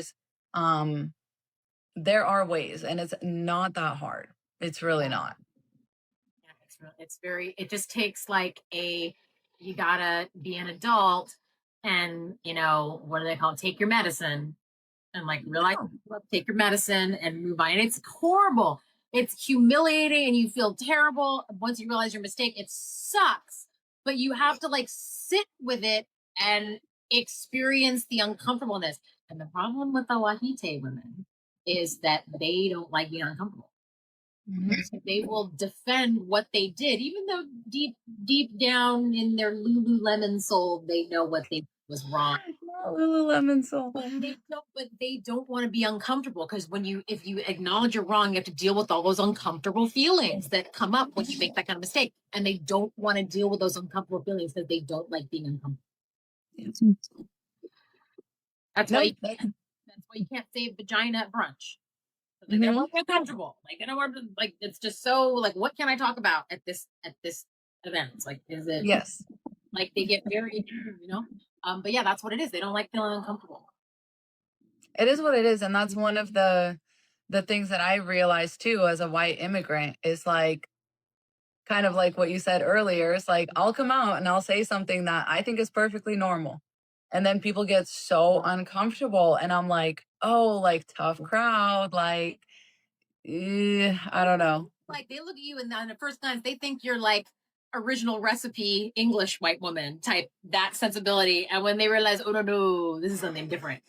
This is something different. Countries and cultures are different. It's because you look like me doesn't mean you're going to be the same as me. And that I can imagine that's very shocking to them when they first notice that you are not. One of these things is not like the other. Yeah. Yeah. Yeah, for sure. I would love to see that. Those church women, those Protestant church women, when you rolled up in there. It'd be so funny. Because they're the worst. They're so weird. It's just like, and then to treat you weird when you kind of like call that out. Like whenever I would question like the church, kind of hypocrisy or whatever, the way that they would try to gloss over it would be so creepy. Like, Get Out was a great example of like how that conversation goes. Is it's very like, no, you don't know what you're talking about, and then the like boom, they like, you know, all of a sudden you don't know where you are. You're like, wait, like, You know, no, no, no, no, no, no, no. yeah. That's not it. Yeah. No. So and No, the men are good to us. Like the men are leaders. Oh my god. And I was like, wait, do you guys know where I come from? Like literally the funny humor in like a TV show is like a husband comes home drunk or like without the money that he was paid, and the wife is waiting for him with a frying pan in her hand. Like, I don't feel bad for men. I don't feel like they're leaders. That was never taught to me like that. It was taught to me that men will ruin your life, and you should always be armed with a frying pan to knock some sense into him or to protect yourself or whatever. And so it was always like really weird because they're like, no, just let him mess up, let him like lead you, let him like let God deal with him. And I'm like, no, the frying pan is going to deal with him. Like, what are you talking about? I think it's might have to do with it where you're from. It's too cold to be dealing with that nonsense. It's too like those countries like the tundra. Ain't nobody got time to wait for men to lead when it's, 30 below and Stalin's doing some crazy crap. You don't have time. No, you don't have time for that bullshit. Not Mhm. no, you don't have time. But if you're on a veranda in Charleston, I guess there's all the time in the world, and someone else mixing your mint julep. There's all the time in the world to worry about nonsense. Exactly. Yep, and letting men walk all over you and that kind of stuff. And I'm just like, no, like we don't, yeah, we really don't have time for this. I love the frying pans and let's bring back the frying pans, guys. Like for real. I mean, like she wasn't of Russian origin, but the most famous monarch that country ever had, that I think is kind of what they're still itching for, that like sort of imperialist thing they're trying to get back through like autocracy. One of your most famous their most famous monarchs was a German princess who came to Russia and was like, this guy's an asshole, and basically did the imperial frying pan equivalent and like overthrew him and took over the country. Right. Kind of women we're talking about here. That's the vibe. That's the precedent. That part of the world, right? I mean, Mhm. it's a different thing. But yeah, like I don't know what is gonna, because everyone's waiting for the wake up moment, just like with the current administration and then the MAGA people. Everyone's waiting. This is going to be the moment they're going to turn around. This is going to be the moment, and it's like, no, like nothing is gonna. So I don't see a moment that's gonna, this particular kind of woman we're dealing with. This is I don't see a moment when that's gonna happen. Yeah. See a moment. I think we're moving further away from the moment because, like, I was talking about this earlier, but the whole Luigi thing kind of radicalized me in a sad direction because I realized that people are just gonna wait for more Luigis. Like, you know, when stuff like this happens in other countries, and I'm not saying by any means other countries are perfect, like whatever, right? But in France, like people will take to the streets, right? When one person does something radical, the other people don't hole up and wait for more individuals to come out and take matters into their own hands. And I fear that that's what's actually starting this whole vigilante justice against women specifically. Um, because people are just sitting on their ass waiting for something to happen. And I'm like, you have to take to the streets. That's the whole point. Like, y'all have been brainwashed by Avengers films and like, what is it, Die Hard and like all of these things, because it's like there's one guy and he saves all the rest of the people.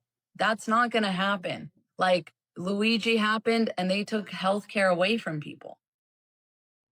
Like, Nothing happened. and nobody did anything. Nobody's in the streets. So it's like, I mean, I just, and if you're not going to go in the streets, because a lot of people were taking a break from that. Yes, and I'm not. Yes, I'm speaking specifically to the white people. Yeah, Why weren't they out? yeah, yes. But if you're not doing that, and you're not doing something to build some community later, if you're not like, I'm looking at this whole intentional living thing. I'm looking at land.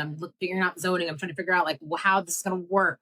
My one of my mutuals on here wrote a book about it. I'm going through her book, and we're gonna chat about it, and we're gonna like, I'm gonna start talking about this book very soon. But like that kind of work, if you're not doing something like, what are you doing? If you're not on the streets, what else are you doing? Are you building a mutual aid organization? Are you getting to know your neighbors? Are you going to your city council meetings? You figure like, what are you doing? No, seriously. That is what it takes. And I'm lucky. Again, like I live in a city that is progressive, very liberal. All of these things are kind of at our fingertips, you know, the city meetings, the initiatives are very easy and stuff.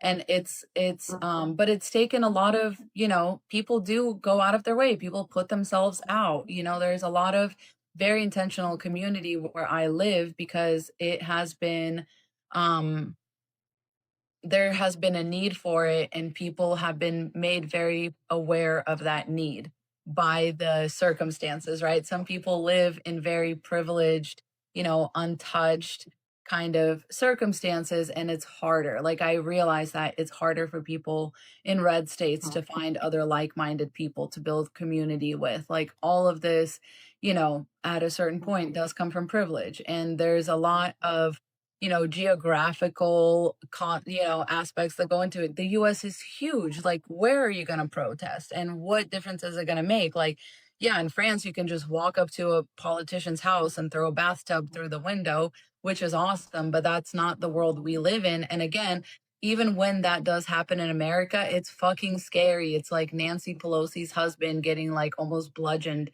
to unaliving, right? Like, we're not doing it the right way. Like the focus is wrong. The focus is on violence. The focus is on shock value rather than practical application. Like it's right there. It's all right there. And it's like we're just bypassing it because no, somebody has to be the superhero.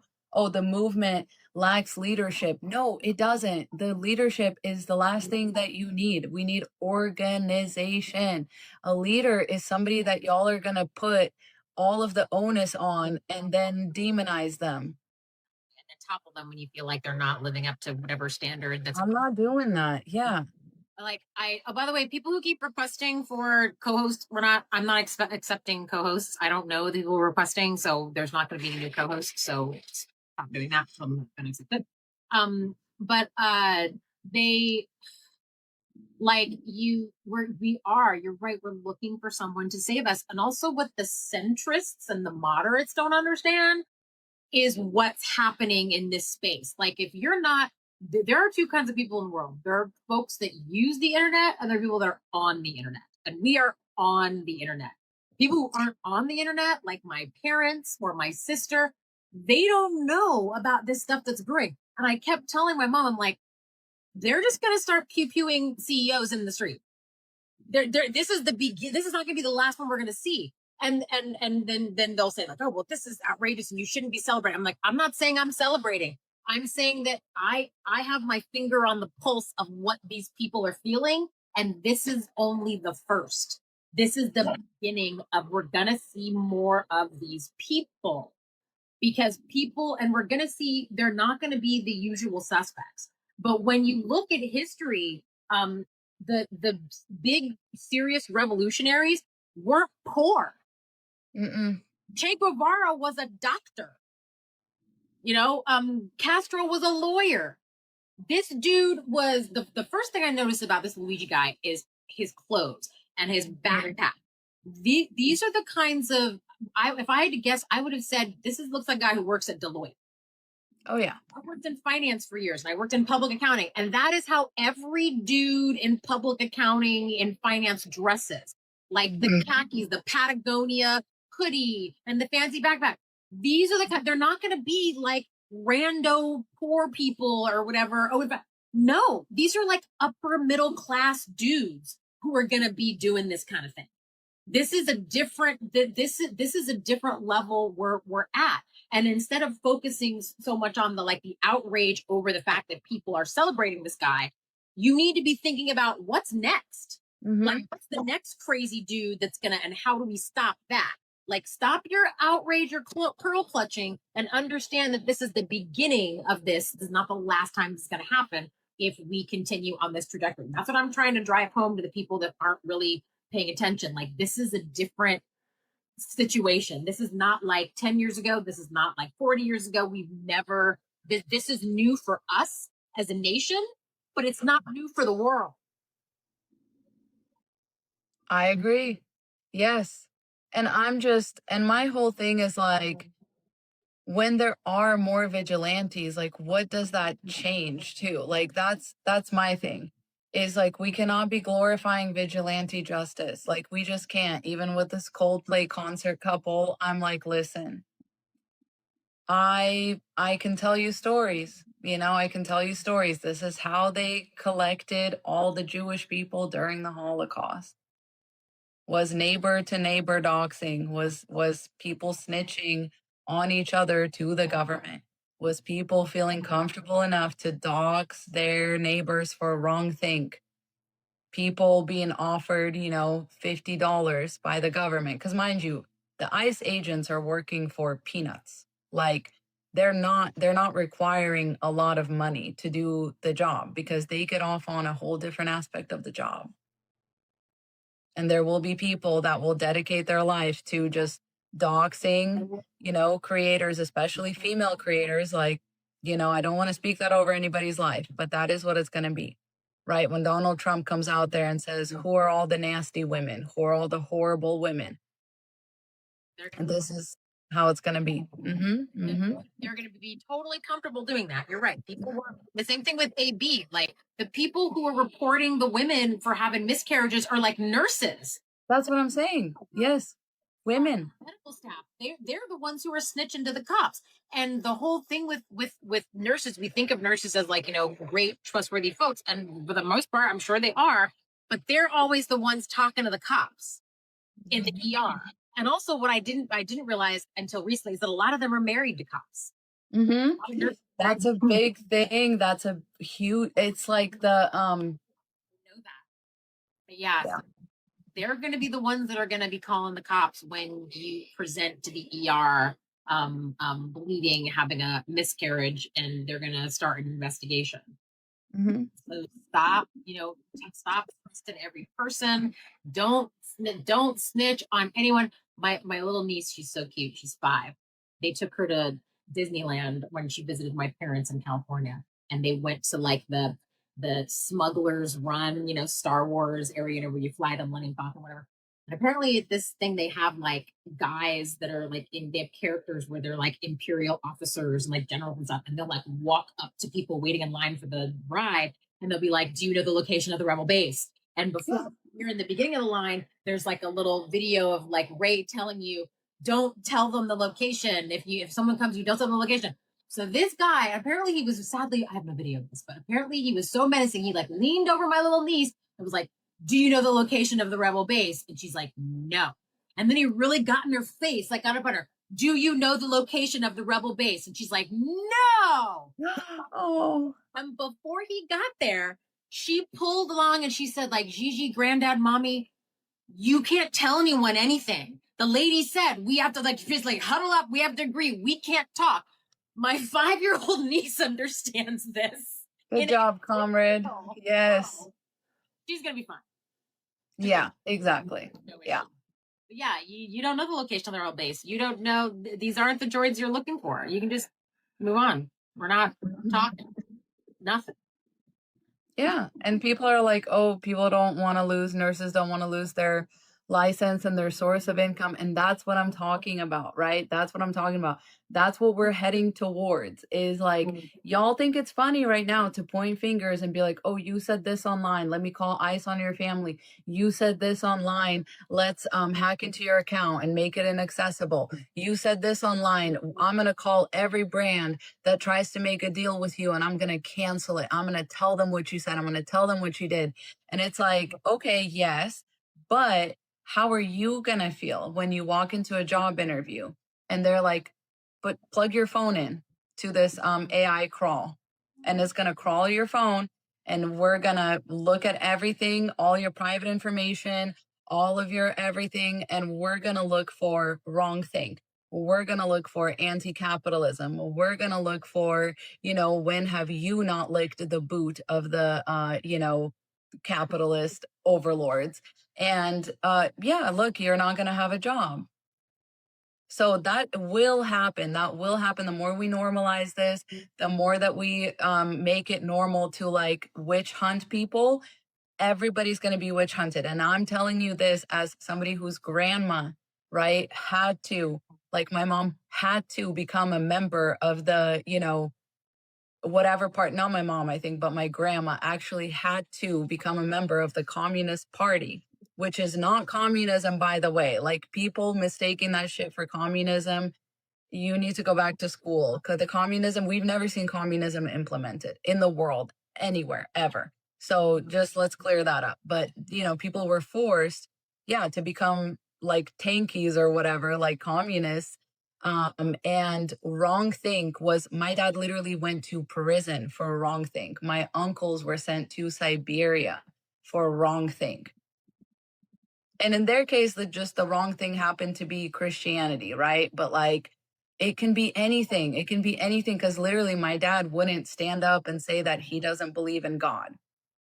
And now, like me, I don't care about that, right? And like, whatever. But they literally kicked him out of college because he had different beliefs than what he was supposed to have. And I'm just saying, if you don't think it's going to come to your doorstep, it will. It will. And like women in public positions have been saying this for a very long time.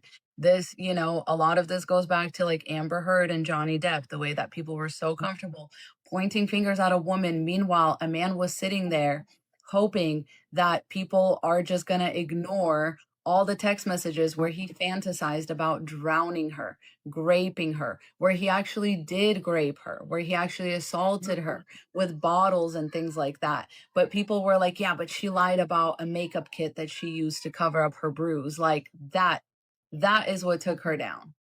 And some of us are still defending Baldoni and still criticizing Blake Lively. And you'd think on the heels of the Johnny Depp Amber Heard thing, We learned nothing. Not even barely a year later, and we're still doing the same thing.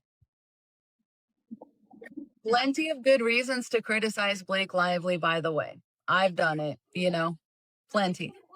You can be a horrible person and still be a victim of something, and it doesn't make that person right just because you're not perfect.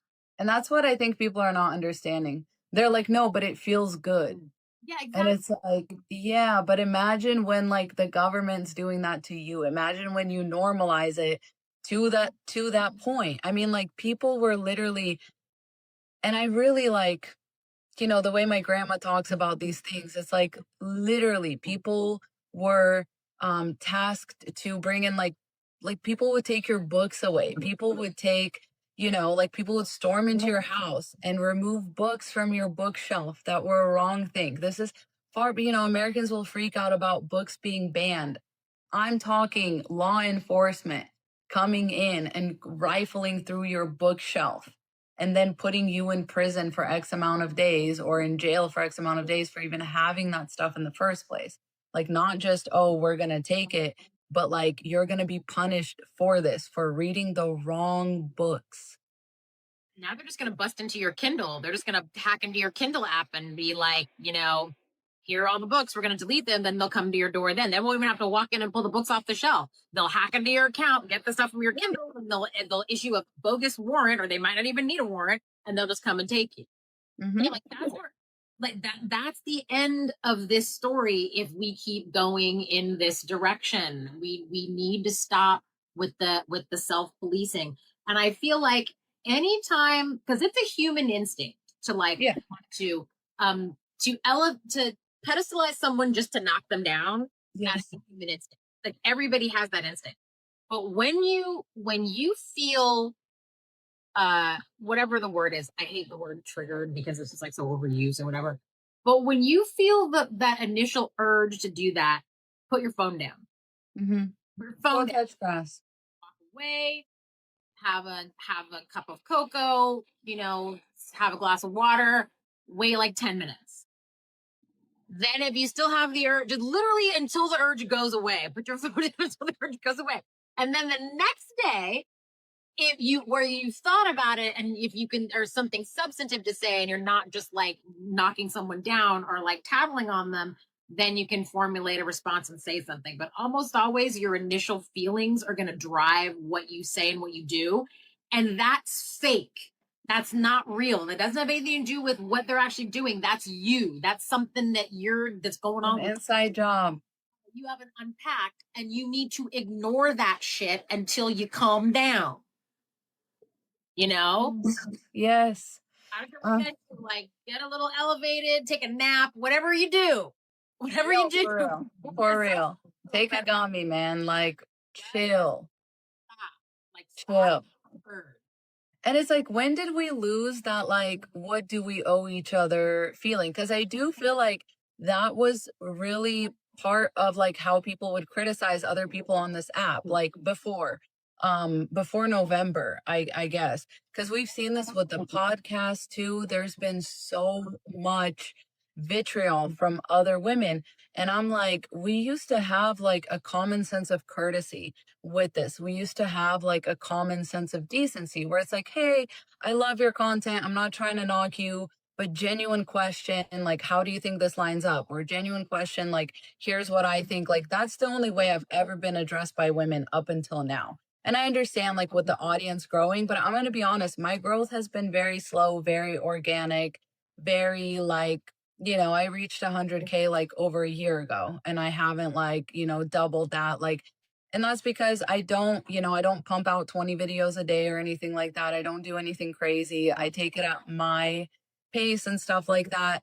And so I don't really think it's that I've gotten that much bigger. It's just that like people's like tendencies have changed, like people's sensibilities have changed to much more like aggressive and much more like short-sighted. Like it's like, yeah, you're triggered and you right away just want to like everywhere. You don't want to read a book, you don't want to look at their other content, you don't want to like do anything.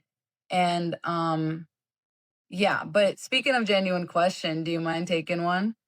So there's one from Eva. She says, genuine question, is it really the same energy when it's a white CEO billionaire at a public concert with an HR exec?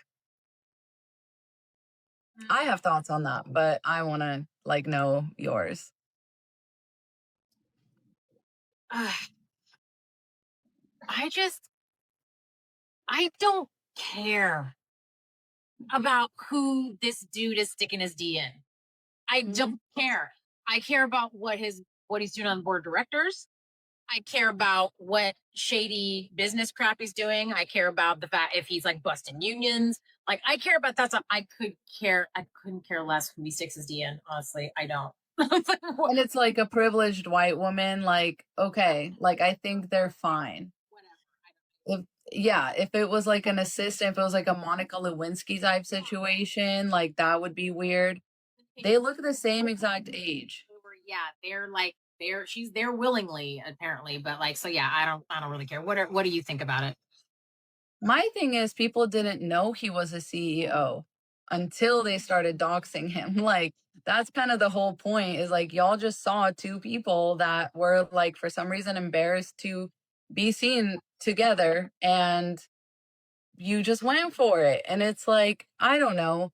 There's, of course, like we could have done all of this. We could have done the commentary. We could have even done the memes without it getting snowballing into the kind of accountability that has resulted in his wife having to delete her social media accounts because she was being harassed. She's the victim in all this crap. Like you're just, yeah, I don't get that bit of it. I don't understand that at all. And I just feel like, again, like there's so many other angles you could have been doing with this. Who is he the CEO of? What company? Again? Astronaut or something like that. I would be if it were me and I decided to care about these people, which I don't. But if I decided to care about these people, um, I'd be looking at their SEC filings. I'd be looking at the public records of like, oh, he owns a share in an oil company, or he owns a share in a something quarry. And we should have been doing that regardless.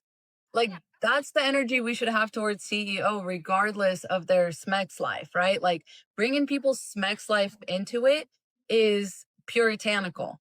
And then people were like, oh, we should make cheating illegal. Why do you care about defending cheaters? We should make it illegal. And I'm like in the Bible? Yeah, that's insane. What are you gonna like stone her in the square? Like what are you gonna do? And it's always going to be her, by the way, because they're not going to pull a man's D out to inspect it, right? They're going to go in, they're going to do what it was done biblically. They're going to inspect the women. And it's like the government is literally watching how we react to this, and they're taking notes. And they're like, oh, so they're okay with this, this, and this. If you're gonna publicize something, blot out the address information and the social security number and post his tax returns. Period. See, you're doing this wrong. You could be a pain in this guy's ass in a way that would be meaningful without putting his life in danger. But that's not fun. Identifying information, keep the name, and be like, hey, you want to see dude's tax returns for the last 7 years? Go to my shared Google Doc. I made it public. I would be there so fast. I'd be like, what's on that Schedule C? Mm-hmm. Like, what? Where's the? Did he sell any investments? Where's that? Long term? Yeah, because what we're doing, that's the bread and circus. That's the bread and circus. It's like you're just pointing fingers. Oh, they cheated. Like the morality police. Like, oh my God. Like P. Diddy was just like convicted on less than half of his charges. Like we have yet to hold a single man accountable. I don't see any smoke for the man.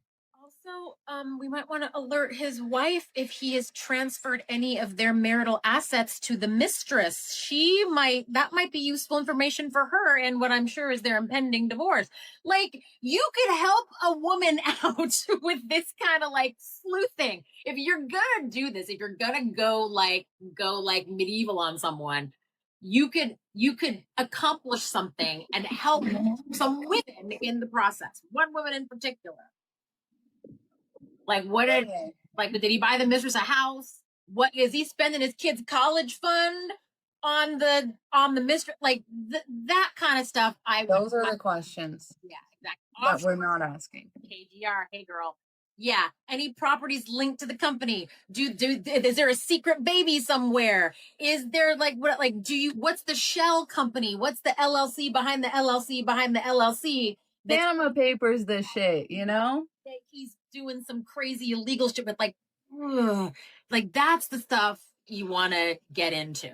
Like, yes, we want Panama Papers. We don't want misogyny. Like, hello, the cancel culture is only when it comes to women. Like, it's only the women that are going to get canceled. She's literally, his wife has been run off of her social media accounts, and he's going to be the CEO of like Ashley Madison next week. He's going to be the CEO of like fucking Tinder. Yeah, thank you, KJR. Where are the forensic accountants of TikTok? Where's that side of TikTok? Y'all need to come to the front because we can use your skills. But hashtag forensic accounting TikTok. This is where y'all could be super useful. But they don't care about men's crimes, Therese. They don't care. They just care about seeing women miserable. And like bro code will always protect men. That's what women are failing to realize. Bro code is protecting this man because all the men are like, oh, he's awesome. He's got a chick on the side and he's got a wife at home. He's never going to have the smoke, right? But it's the women that are picking all of this apart. And now men have license to like find his wife on Facebook and be like, you know, harass her and be like, oh, you must be so ugly. You must be such a nag. You know, your husband's cheating on you. just the woman they're going to attack. It's going to be the woman that's the victim. They're always going to attack the wife. It's always the wife, not the mistress. No, they don't care. No, it's just insane. So if you're really, your moral outrage is the real thing, you wouldn't be attacking the wife. You'd be attacking the husband and the mistress. But the fact that you're mostly attacking the wife leads me to believe that you're pearl clutching, your outrage is fake, and you just want to see a woman like uncomfortable. You want to see a woman sad and scared and unhappy, and you want to see her life ruined. No, seriously. Not a useful person. You are a trash person if that's what you're doing. Yes. And somebody asked, I was asking for questions earlier to address in this live, and somebody asked to address like weaponized morality. So I just, that's kind of exactly what that is. Weaponized morality, like the holier than thou thing. And the thing about the people who are talking the loudest about the holier than thou morality, they've got some skeletons in their closet that would probably shock you. And part of the point of their behavior is to draw attention away from whatever's going on with them, so that don't look over here, look at the CEO in the box with the mistress. And so I don't have to, so you don't find my Grinder account. Our president's really good at this too. And that's why I'm like, yes, that's why I'm like, why are people's like accusations against women and the ones by women, by men, they all sound like Trump tweets to me. Like, you are saying so much without saying anything. You're trying to start a fake moral outrage. You're trying to weaponize morality to distract from the shit that you've done. And it's like, there's a reason why a lot of us creators don't do that. Like, and my thing with, the certain individual that people, know that we're talking about is like, how was it that we existed in this space for years, right? Some of us, I haven't been on as long, but, you, Cecilia, Mel. I mean, Mel was one of my first follows when I got on TikTok, like back in 2020. She's been around for a long time, right? All of these women, all these creators, Bourbon Bougie, like Sovereign Woman, all of us existed peacefully, right? Not only that, we've always credited each other for work, not because it was like forced upon us, because it's always come naturally. Like you listen to the podcast, we've mentioned you often. We've mentioned Burb often. Yeah, and it's like we are only doing one guest a month, and it's like it's gonna take a while to get through our circle to put everybody on, but it's like we have existed so peacefully, so well. We've always worked together. And then it just takes this one individual to come in here, be on the app for 4 months. I think they said 4 months. Like, you don't know shit. You don't know anything about like the ecosystem that we've built. And it's like, if you think you're gonna come in here and take a fat shit in the middle of it, you are damn wrong. Like, you're so damn wrong that you're gonna throw like MJ under the bus, who's been an ally to the movement. You're gonna throw like me under the bus. You're gonna throw other people under the bus. Like, you're not gonna do that because we have a track record and you don't. There's and the only problem is that people are not willing to go through the track record. And that's been really concerning to me, because it's like, when it comes to these things, like you said, that's what accountability looks like. It looks like actually taking the time, because to ruin somebody's life is very easy. To point fingers, to start rumors, to, that drive, once again, especially women from just having to get off the apps. Like, you have to just, you will be silenced. And so many, especially Black women, have been silenced prior till now. And now it's coming to the white women's doorstep. Like I said, that's how we're getting to the final stages of this, and it's not going to be good. It's just not. The White Woman Whisperer was demonetized, or Literally demonetized for saying that white women are the men of women or something. That's like what, and bringing up the whole like the office situation. If it's like the man versus bear thing, like the would you rather deal with a white woman versus a white man? And the Black women overwhelmingly chose the white man for the same reason that all chose the bear, because objectively true. Like, you know what to expect. Whereas there's a whole plethora of things that Regina George could come up with that you haven't even imagined. that could happen to you.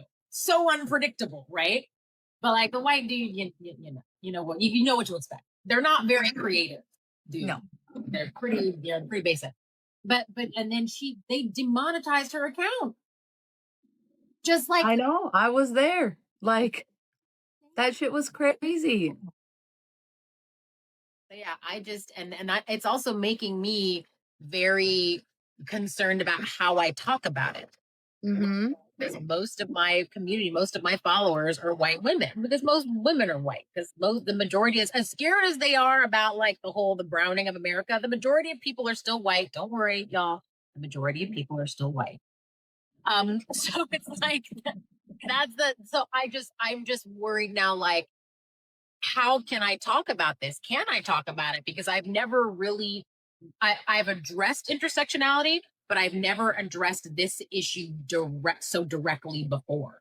So I'm kind of slowly starting to talk about this, and I'm like, am I the next person that's going to get doxxed if I do something that like pisses off the wrong Regina George, and then I end up in the burn book?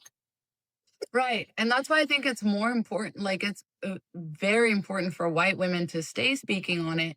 And it, like, even as the white woman, the only videos of mine that have been like really successfully taken down, and I have not been able to dispute it with TikTok and stuff like that, is the videos I make about white women. They get very, very upset, very upset. And I'm like, because a lot of white women think I'm going to be an ally in the white feminism movement. And I'm like, selfishly, even selfishly, I couldn't do that. Selfishly, what interests me more is us to stop spinning our wheels, because that's all we're doing with white feminism. Selfishly, I want to actually make a difference. Like, and I know we're not going to get there in these small numbers by excluding people and by being offended when Black women speak the truth, when disabled people speak the truth. That offends us, right? Or like makes us feel inadequate. And it's because we project, like, white women project that weaponized morality because that's how they use morality, right? So every time that like white woman whisperer calls out white women, they're like, you're trying to weaponize morality against me. And it's like, no, that's what you would do. She's trying to call you in. She's trying to get you to understand things and change your behavior. She's not trying to cancel you. You're nobody. You don't have a platform. You can cancel her. And that's exactly what you will do because you're projecting the weaponized morality. And you're saying it's wrong of you actually to assume we're all the same, and it's wrong of you. And it's like, well, when every white woman you come across is the same. And when 54% of you helped put him in office, or 57%, I think the number rose from 2016 to 2024. Like 1 and 2. Yeah, 1 and 2 of the half of y'all, more than half of y'all. So And that's just like the overt, right? That's the overt. Because then out of that other 50%, you're going to find a lot of liberal, but still very defensive white women that will be like, well, didn't we do enough? You know, like, speaking of like having to call other women creators out, like, that's, I have made, you know, the video I initially made, like calling this person out. I've made that video multiple times because a lot of feminist creators that I will like jump in and follow, and like, you know, I'm not going to call names because I don't think it's helpful to make it about certain white women because it absolves all other white women of like thinking that they're the same. We're all the same, right? But that video has to be made a lot, because if the feminist creators you're listening to are not thinking about intersectionality, they're gonna step in shit. Like, they're gonna step, you know, like, make a mistake. And so when you call them out, it, like, they have choices, right? They have a choice of how they're going to act. And that's what it comes down to. Like, a lot of white women seem safe until it's like time to call them out. And then they're like, no, you're evil. You're trying to cancel me. You poke the bear first. So I'm going to come at you with everything I have. Like, they're okay. safe until they're not. They're safe when they roll up to the juke joint with their little banjo. Yes. Oh my God. That movie is so scary. And I met the part like where everyone else is left and it's just them left in the juke joint. They're trying to figure that's where I am in the film because it was too scary. I couldn't watch the rest of it the other night, but it is so good. But yeah, that is a perfect metaphor for this thing. Like they're safe until they're not.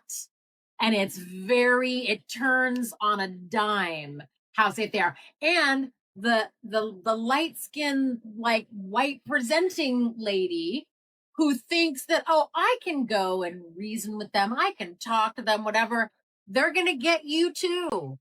Yes. You're not safe either. In fact, you're the first one they got. Like, exactly. Yeah, it's just so and the whole idea that they made those two characters twins.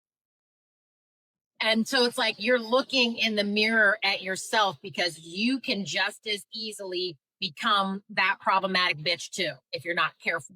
And you have to look into the ugliest parts of yourself, not only to fight it and to survive, but to prevent from becoming it. Yes. The uncomfortable bit that we don't want to deal with. No one wants to deal with that. There are plenty of Black people that want to like get in on the white supremacy thing. Oh, if I'm just Republican or I'm enough, or I have enough money, I'm not like those other, or I'm not like those other. So I'm different than those bad women or than those bad Black people. I'm going to be fine with this. I'm going to be safe. How many times does this have to happen before y'all learn? That doesn't include you. If you're not a wealthy white man, you're not in that club. You are not safe. Intersectionality goes, it's like the turtles, all the way up and all the way down, right? You can even be a successful, I mean, I use Taylor Swift as an example all the time. The most successful white woman that there is, right? The richest, like whatever, most public facing, has the most fans, everything. And Elon Musk can still just get on Twitter and make a public grave threat towards her. Her own boyfriend will not stand up for her. Yep. And she still stays with him, is the thing. And it's like, this is what we're talking about. Like, and the whole thing about them like also asking to be let in, I also think that's interesting because that's how like a lot of white women act instead of actually doing the work and just being accepted into the community when they see you doing the work and being like, oh, come over here. We have more work over here. We see that you're faithful in little, so then you can be faithful in much. You can come over to the community. They'll be like, what do I like? It's like this weird, like, no, but you let me in. To get validation, what do I have to do? What's the cheat code? What's the, No cheat code. It's just work. It's just work and getting called out over and over and over again. Like that's one thing, I've had to be because I've often said, or I've said before, not often because I get called out, that like, now that women are allowed to work and Black women have been like, we've always worked. We've always worked. Like you can't just say that, like all these things, like you have to, and you just have to take that as like a call in, it's just people telling you like, hey, no, like you actually said that wrong. You don't have to, there's nothing else for you to do. It's just go forth and don't say it again. Like don't say that, don't spread that rhetoric again. Because it's not reflective, right? If you want to be a feminist, that means you include all women, as many women as possible. Once again, as long as they're not Serena Joys, like they're not against women's rights. They're not trying to rule from the top, of some kind of imaginary hierarchy and tell, other women what the movement has to look like. But it's like, as long as you're not doing that, you can be part of the movement. It's just a lot of work. It's a lot of intentional, yeah, poor white women have always worked too. That's a great point, Jamie. But white people think that they're all really rich deep down, temporarily embarrassed millionaires for sure. For sure. Comments, they've only ever had power via white men. They've had proximity to power, which they mistake for actual power. It's not the same thing. And I noticed that being married to a white man for 7 years when I would go to these corporate events with him. I'm like, if it was just me here, this experience would be different. I understood that the access I had was only because I was attached to this person. So the power wasn't mine, it was his. And I noticed that immediately too. And it made me so angry. Like I'm treated like a human being only because of my attachment to him. It is not real power. It might feel like it at first if you don't know what's happening. If you get the privilege of you're the executive wife or whatever, it's not real because it can come and go at that person's discretion and it can disappear overnight because it's not the power was never yours. It was always his. And that was the problem too with like the white women taking over the feminist movement, as they're always trying to do, is like, no, we'll just hand out the rights from the top. Like once we have our rights, and then we'll get to tell people what to do. And it's like, no, but so many white women are racist, so they're not gonna do that. Like when they got there, they pulled the ladder up when they got to the point. Yep, yep. You can't, if you can't, you have to unpack your racism because you're always going to have a problem down the road because you're going to be like, oh, women except for these women, or women except for promiscuous women, women except for, just women that don't, shave their armpits. There's always going to be some woman that's not womaning right in some. There's always going to be like, and they'll try to triangulate you against other women. They'll be like, well, what if she, like in the body count combo, for example, what if she's had sex with 1,000,000 guys or something? And I'm like, first of all, I'm gonna DM her and ask her about time management. Is there uses to, because Right.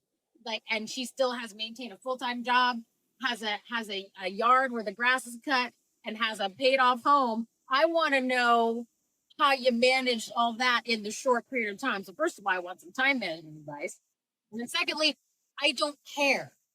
Couldn't care less.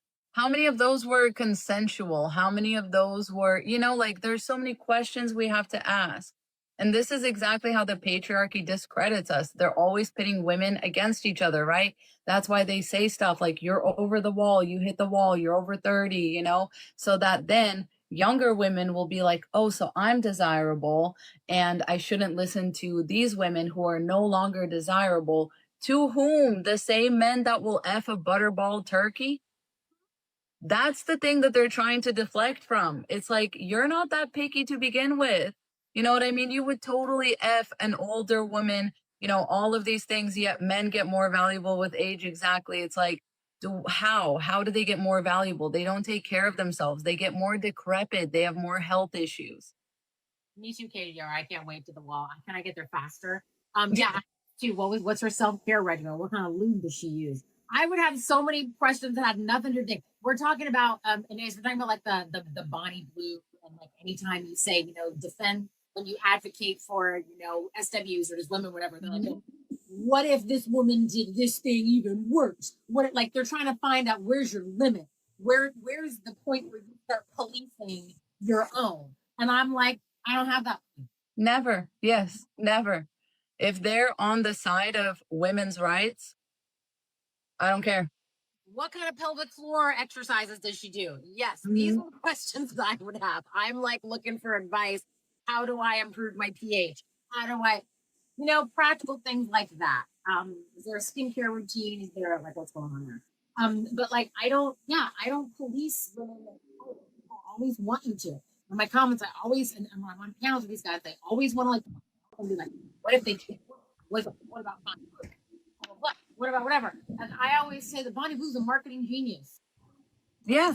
Many of you're so focused on the fact that she, what it was, like 1,000 dudes in a day or 100 dudes in a day or whatever she did, but the 100 dudes came there and put down their paper. So she got the money, she got the publicity, she got like all the engagement on her site, she got the. So who is the fool? Like who's the dummy? Right. And what should we be more concerned about? About like, right? It's the 1,000 men that were, like, it's crazy. Like I don't understand. And also the people who are Sedona as a creator here tonight that I love. Love. Any of those of you who are like in the body count combo who are like, oh, this woman had 50 bodies, whatever. Clearly, you don't know any gay dudes, because even if they're not a sex worker, there are gay dudes that's like a Tuesday. Like I went to college with a couple people who were like, that those high numbers don't shock me because I knew people who had a very, very active and frequent sex life, like on like Monday nights and Tuesday nights. Like normally, even when I was in college, it was like maybe the weekend would start on a Wednesday or a Thursday, but like Monday, it's like a nightly thing. And good for them, you know what I mean? And good for them. Not like I don't get the pearl clutching thing for that. And I'm like, if you don't, if this is the most shocking thing you've seen, you need to get out more because that means that your community is not diversified enough. You don't know enough sluts. Yes. And speaking of diversity, Jace Mercutio's in the chat, one of my really good friends. Please follow him everywhere. He does teach about nuance and is at the intersection of many things. I've learned so much from Jace, and it has really kept me from slipping down the whole, not necessarily divine feminine, but the whole like women are the superior gender type stuff. Like, we got to be careful with that. We do. We are, and yes, but it's mostly due to socialization. There's nothing like magical about women. We are like beaten into this. We need to talk about, first of all, I love the flower crowns. Y'all are saying those are so pretty. I love that. It's so pretty. I love it. Thank you. We need to talk about the bioessentialism among the feminine energy crowd people.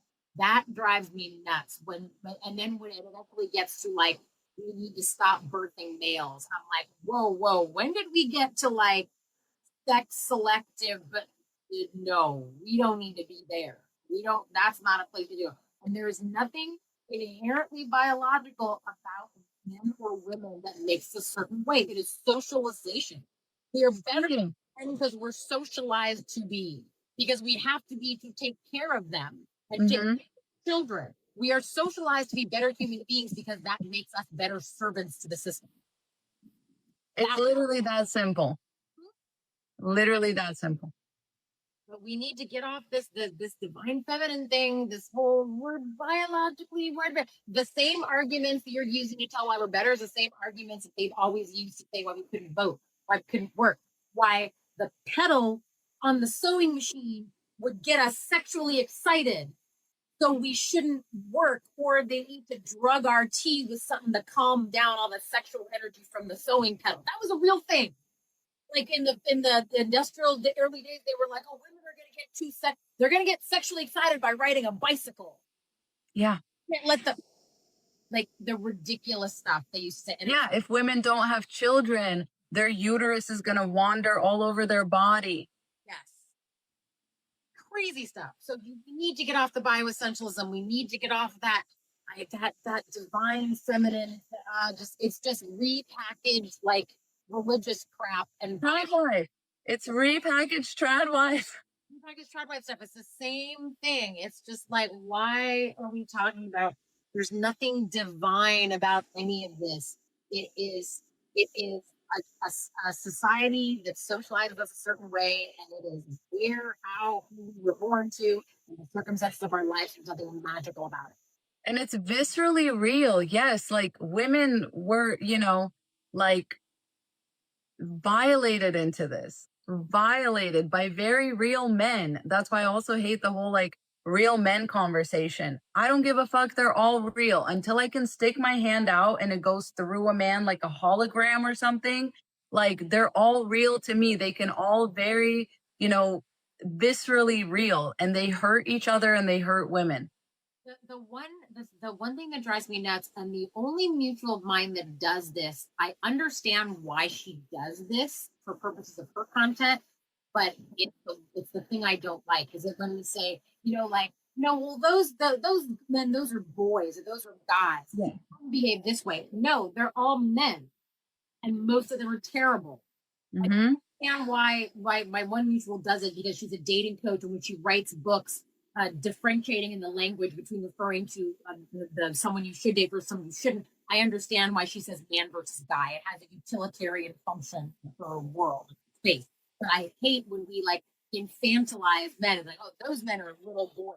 No, they're grown ass men who go and break into dressing rooms with beauty contestants and rope them. They're actual men who do this. They are real, right? They're not little boys. Stop infantilizing. Also, like, what does that say about boys? Like, what do you mean boys? Like, I boys are like the last chance we have to save these men. So let's not like pair this it's almost like more becomes more of an excuse that we're like, oh, they're just boys and they're always boys. And it's like, well, that's why we don't talk to boys. That's why we don't bother parenting boys. That's why boys are easier to raise, because boys will be boys. It's like women have no say over what boys are going to be or how they're going to turn out. And it's like, that is the patriarchy reinforcing itself. Boys will be boys. This just sounds like men can do whatever they want. This conversation also about like boys falling behind in education. My last podcast episode was about that, and I'm planning to do a follow up on former President Obama's comments, because while he said some great things when it comes to diversifying your examples of masculinity for your son, he also said that we need to be concerned about falling behind. We need to come up with structure. No, school has not changed. That's the thing. At a desk, read an assignment, do the homework, do whatever. The basic nuts and bolts of school as we do it have not changed. It's just that women are girls are able to compete, and we're surpassing them. It's just showing us how mediocre they were. Falling behind who? Like, you're just because they're falling behind us and they're not surpassing. And now it's a concern. That's why you're upset. Mm-hmm. In the same. And the problems that they're citing with school are problems for everyone, for every child. It's just that women are able to overcome them because of our socialization. On average, we're able to overcome these obstacles because of the way we're socialized. Because we were socialized to be caregivers to men and children. We have social skills they don't have. We're also more resilient. Even the podcast pros, even the guys, even the Scott Galloways admit this. Because when they look at the data for children raised by single parents, it doesn't matter whether it's a single mother or a single dad. The boy struggles, even when it's a single dad, and the girls never do. The girls their outcomes are very, very like this. There's a small difference, not barely a difference between that and a two-parent household. And the boys crash, even when they have a single dad. When they say, "Oh, all these problem is all these boys being raised by single moms," even when it's a single dad, the boys crash. And they've admitted from their own mouth, boys are less resilient than girls. So instead of why are boys less resilient? What is it about how we raise girls that makes them more resilient? And we need to start doing that when we raise boys. The conversation is, we need 15 minutes more of recess. We need more teachers. And by the way, the same percentage of teachers were male now that were male in the 50s. About 25% of teachers are male now. 25% were male then. But the breakdown of gender of teachers also has not changed. Yeah. Men are less likely to have these kind of jobs because they don't want to invest in it. They're not taught the value of investment in community and children, all that. Like, and any form of care work is feminized, and we don't want to have anything to do with it because that's chick stuff. It's been girl, every kind of care work, and even like education itself, participating in education is now been girl coded. So the boys are like not even trying to, they're not applying at the same rate. It's not like they're not getting into college. They're not applying at the same rates because they're not interested in higher education, because too many women are interested in it. Anytime too many women get involved or interested in something, men don't want to do it because it is now associated with being a woman or being a girl. But when something becomes girl coded, the boys lose interest, and they're like, well, that's dumb anyway. Oh, well, you have all these degrees, now you have all this debt. We don't care about your degrees. And, oh, who cares? You have a house, you bought a house, whatever. It's not that big a deal. Home ownership is a scam anyway. When, dude? Y'all were listening to, CNBC the other day, the virtues of home ownership and all the things you can do. And suddenly now, because we're doing it, it's bad. Yeah. Like, I know. And that's why this like modern feminist movement was really just like it was like a goading by the patriarchy, right? It was like, we'll prove it. And women went in droves, like to prove themselves in like male fields and stuff like that, which I agree with. Like, I agree that we should have our rightful spot and we should be recognized for how much better we are at these things. I get it. But it's kind of like the same thing that now gives credence to meritocracy within feminism. You know, it's like, where's your degree from? Like, where's your, you know, and it's like, okay, but does it matter if you can just open your eyes and see what's happening around you? Does it matter if you can like read a statistic? You can read a study. Like, none of my, you know, the only thing I try not to do on this app is project my experience and be like, oh, the good men are out there, y'all. The good men are out there. You know, this is how you find one. I'm like, do you know how much money I could make doing that content? Do you know how much money I could charge for one-on-one dating, coaching, you know, just spewing bullshit? Because I know there's ways to do it. There's ways to do it, and people do it. And I don't. And so it's like, the only thing I don't want to do on this app is project my experience. And we're just getting into things of like, but like, how can you say this and you're married? And it's like, well, I read a study. I can extrapolate the data from that study. I can look at certain statistics and be like, oh, marriage benefits men a lot more than women. So if you're going to be married, it has to benefit you. There has to be like things in place to benefit you. And most men will laugh you out of the room for asking for that. So that's your vetting technique. I know I'm not going to have a lot of success stories with this. And I wish it were different, but if you want to date and a guy says, I want a traditional woman to be a stay-at-home mom, whatever, your first question needs to be, how much are you going to pay me? exactly. Stay at home with your kids. Mm-hmm. And if he laughs at that, then that's when you get up and leave. No explanation. No, I'm gonna need the energy. I'm gonna need more Irish goodbyes on dates where you just get up and leave without explanation. You turn around and you're gone. Because I'm not explaining myself anymore to people. I'm not ever just the date. That's what you need. No, like, I'm sorry, but you're just not for me. Whenever it's just like, thanks for the drink. Bye. Mm-hmm. Yes. Yes, I was so happy when I saw that commercial about the self-driving car that just pulls up and picks up the woman from the date, and she just gets up and gets into her car. Like, Irish goodbyes. Like, I love it. By the way, Therese, are you next to a fan or something? Your audio. There is a fan on. Is that better? No, it's just like staticky. Sorry, you can turn the fan back on. I don't know.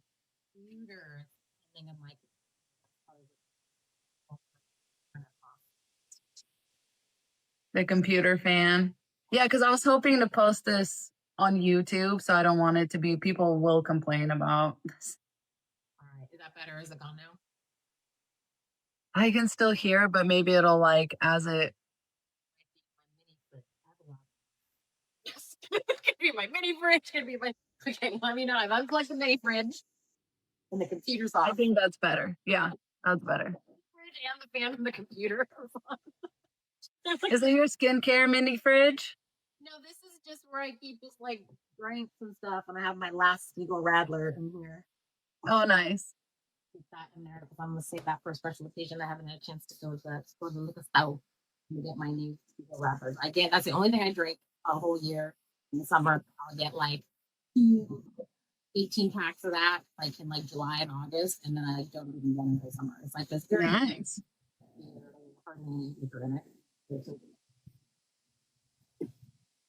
Yeah. Yeah, so I don't know. It's my mic.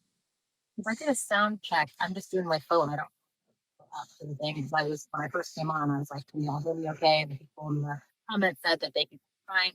I don't know what's happening. But if you run it through Descript, Descript is really good at kind of removing or actually in CapCut too is good. Okay. Honestly, CapCut is a little better than Descript. The studio sound setting in Descript for some reason makes my sound not so great, but the isolate voice or the enhance voice setting in CapCut always does the trick. Nice. That is so good to know because this kind of stuff happens to me a lot. And I'm like, oh. First, CapCut has good audio features and also great like skin filters. So if you just don't want to put makeup on, you're recording. I have like an auto setting. I click a button and it goes to the filter I like. It just blows out my pores and that's what it does. And then I hit the auto enhance, and the audio enhance voice or whatever, and the background noise goes away. For cleaner cuts, the script is great for that because you can edit in the transcription. Uh-huh. Sometimes come out a lot cleaner than doing it like manually in CapCut. So like CapCut first for the audio and the filters, and then script for the cleaner edits. That's Wow, look at you. I love that pipeline. You're like a certified producer now at this point. Like, I did that. I did my Red Pill series. I wrote it, filmed it, and edited it in less than in less than what? 3 weeks. Wow. 2.5 weeks. And that's where I learned all this stuff. I learned while doing it. With this kind of work. Thank you so much, guys. All the work that I did doing that, I learned all of these skills in that few weeks. That month, I learned more skills than I've ever learned in life. Um, I'm also figuring out Slow Desk and the email marketing thing, and the setting up for like quizzes and courses and all those functionalities, like with like Learn Dash, and there's like one other thing that integrates with WordPress. So just learning all the like that's the learning curve with this kind of work, like learning all these platforms and these systems and how they can work together with each other, which ones work with which other ones. I want to get more into like StreamYard and like be able to stream on live on YouTube simultaneously. Yeah. Like that's the one frontier I haven't broached a lot yet. Because I do want to have some lives with some Q&As about the Red Pill series, now that now that it's been posted in all episodes, people can watch it. I want to know like people's thoughts, people's experiences, and what they think about it and what they're seeing in their communities and in their household, and how they're managing it when they see these problems, when they have this issue with when they see this red pill knowledge. So I want to kind of have those discussions too. So that's kind of my next thing. I'm excited. StreamYard is great for that. It's also great for like just reacting to content and stuff. Someone says my sound keeps going. Ouch. Yeah, like I feel like I can just barely hear you, and I don't know over the static. And I'm like, am I the only one that's hearing it? How's that? Oh, that's better. Can you still hear me? Yeah, I can still hear you. I just added this mic. I should have just had this mic from the beginning, but I just forgot to when they told me my sound was okay in the beginning. I thought, oh, I don't need it, but apparently I do. So yeah, that is the tough part about this work, and anybody who says being a content creator is not a real job, and fuck off, because not only do you have to know how to write, because you have to know what you're going to say. And all my longer form videos, almost all of them are scripted. I write scripts ahead of time, like I'm filming an episode of something, and I don't always stick directly to the script, but I at least have an outline. For the shorter form stuff, it's easier to keep that in your head. And then you have to go through and you have to edit, and you have to add graphics if you want. So you have to understand Canva. You have to know how to build graphics. You have to know which formats to download them into. You have to, know to the adding audio, fading it in, fading it out. Like there's a bunch of different things you have to know how to do. And it is it's a steep learning curve. Mm-hmm. And for the first part of this live, you're going to want to put in the enhanced voice, and I want to put the first half in enhanced voice in CapCut. I'm sorry. I wish someone would have told me earlier, because I would have switched to this mic. But like, yeah, enhanced voice. And there's also an isolate voice too, where it drops any background noise, and you can use both the isolate and enhance. And I've noticed it makes a significant difference in the audio when there's things going on. But yeah, I just have so many gadgets on my desk. So there's like humming and crap. And also the microphones are very sensitive, and the you're not always set up to like each microphone doesn't automatically have the drop background noise. Mhm. And there's also like wind, and there's just a lot of, unless you're in like a sound booth and you're doing recording ADR or something, you don't have a controlled sound environment. Mhm. And I can't build so there's no place in my house where I could build a sound booth to be completely. There's always some guy blowing leaves outside the window anytime I'm trying to record. So I always have to do Yeah. some kind of audio workaround at some point. It's No, crazy. seriously. Oh It's so gosh. bad. I have this like IKEA room divider that I got that sometimes I'll use as an audio booth because you can just like put it around. But then it doesn't work for video because it looks crazy. Like you're just sitting in a box, Yeah. you know? So, And I don't like using green screens mm-mm. because the green screen tech is not it's not like the Daily Show. Like their green screen tech is like much more advanced, but you still get the sort of weird outline around your image and everything. So I'm not a fan of the green screen unless I have like a banner behind me and I'm just looking to put text on there. But for regular stuff, no, you see my Billie Holiday picture and like the half of my bookcase. I usually close the door to the bathroom, but it's not in frame now. So there's like a bathroom in my office. I just close that door, and that's what you see usually when I'm Yeah. done. Sometimes you see my mini fridge if it's horizontally shot. But usually, no, if it's vertical for TikTok, I can very easily put that stuff out of frame. But yeah, that's like a whole, you don't, the nice thing about TikTok that I like is it's not so polished. Like Yes. you can make it more polished if you want, but the expectation isn't very polished. And you can just the whole point of it is it was supposed to be like very, honest and real and not very like curated. It's not as curated as like Instagram. Instagram seems very curated to me. Like It it is. might not have started out like that, but it is now. That's But why I don't TikTok, post on it's there. like jump on the thing in your hair bonnet and like Mhm. tell a story. And I've Mhm. done more than one hair bonnet video, and I've had hair bonnet videos do really well because Yes, it was people about don't what I was care. saying and not what my hair was doing. Um, but yeah, it is, you have to resist the urge to sort of like make every video super polished and everything. Just have a routine. Anybody, if you want to use a filter, great. I use filters. I don't judge people who don't use filters or use filters. It doesn't make you less of a feminist for using a goddamn filter. That's another thing that we police too. Like, she uses filters. What, I'm supposed to rub dirt on my face and then turn the camera Right. on just to be authentic? Is that what I'm supposed to do? Like, And no, people no. know damn well that people don't listen to women unless we look good. Like, Mm-hmm. there's, you know what I mean? Like, there is that aspect of TikTok that is refreshing. Like, if you're saying something like, whatever, it doesn't matter what you look like. But they're on a greater scale. It's like, that is definitely something that's true. Yeah. Like, are people going to hit the follow button? Yeah. And You people know? always say, like, in my videos, oh my God, you look so gorgeous, whatever. I'm like, almost always I'm using a filter and I have makeup on. Yeah. I don't think I'm using one today because I put a lot of makeup on and I'm like, the natural light is hitting me in just the right way. The light is hitting Same. right and it's Yeah. all working for Yeah. me. Yeah. But usually there's almost always a filter. And I even still No, think there might be a seriously. filter because I'm not seeing any pores, which is not usual for me. So I even think this might have a filter. I might have an auto setting that I didn't turn off. I don't know. But yeah, usually almost always I have a filter on. So I disclose that. I'm like, thank you, but honestly, it's a filter. Hmm. And it's like $50 foundation or serum or whatever. Like it's not just I don't wake up looking like this. Because I don't want No. women to get the feeling that like, oh, I wish I could look that whatever. No, there's like hundreds of dollars in skincare products and some fancy tech that gets me Yeah. looking smooth. This is not Yeah. normal.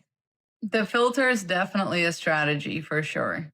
Mhm. Um, But pick a normal one. Like don't do like a one with like weird eyelashes. That looks weird to me. yeah. I just pick like a normal one that just blurs out the pores and then I'm good.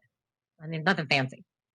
Do you have more questions in your chat? Yeah, yeah, because I gotta get off and walk my dogs. But if there's any Yeah, last me minute too. questions, Yeah, my cat is getting anxious for food, so I yeah. have to feed her in a bit.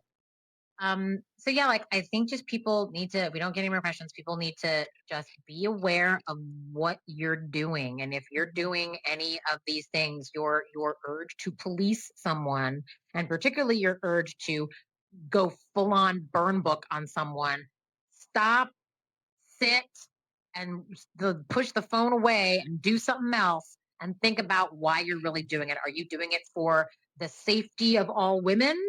Or are you doing it for your own comfort or your own glory or your own pocketbook? Mm-hmm. Couldn't have said it better. Yeah, that's my parting advice. All right. Well, thank you, Therese. Like, this has been so much fun. Thank you. It has. We need to do this more often. We really do. Yes. And you're on the guest shortlist for the podcast. I will be reaching out soon. By that time, I'll have something to promote, hopefully. Yeah, exactly. I'm in between projects. Yes, that's kind of what I've heard. I know you were going through your surgery and like healing and everything. So it's kind of like we've had a lot of that too with like our guests. It's like I've been really excited to have certain people on and they're like, yes, but not yet. You know, Jamila Bradley, we definitely have Jamila That's great. on our short list. Yeah. And it's like but yeah, life happens, you know, and so I just heard back from Jamila and I'm like, Cool. we're going to have to figure it out. Yeah, exactly. Can't wait for that because she's awesome. I love her. Yeah. Thank you everyone for the gifts and the likes and the shares. I really appreciate it. And I will see you when I see you. Yes, hopefully soon. Okay, Yes. bye. Bye.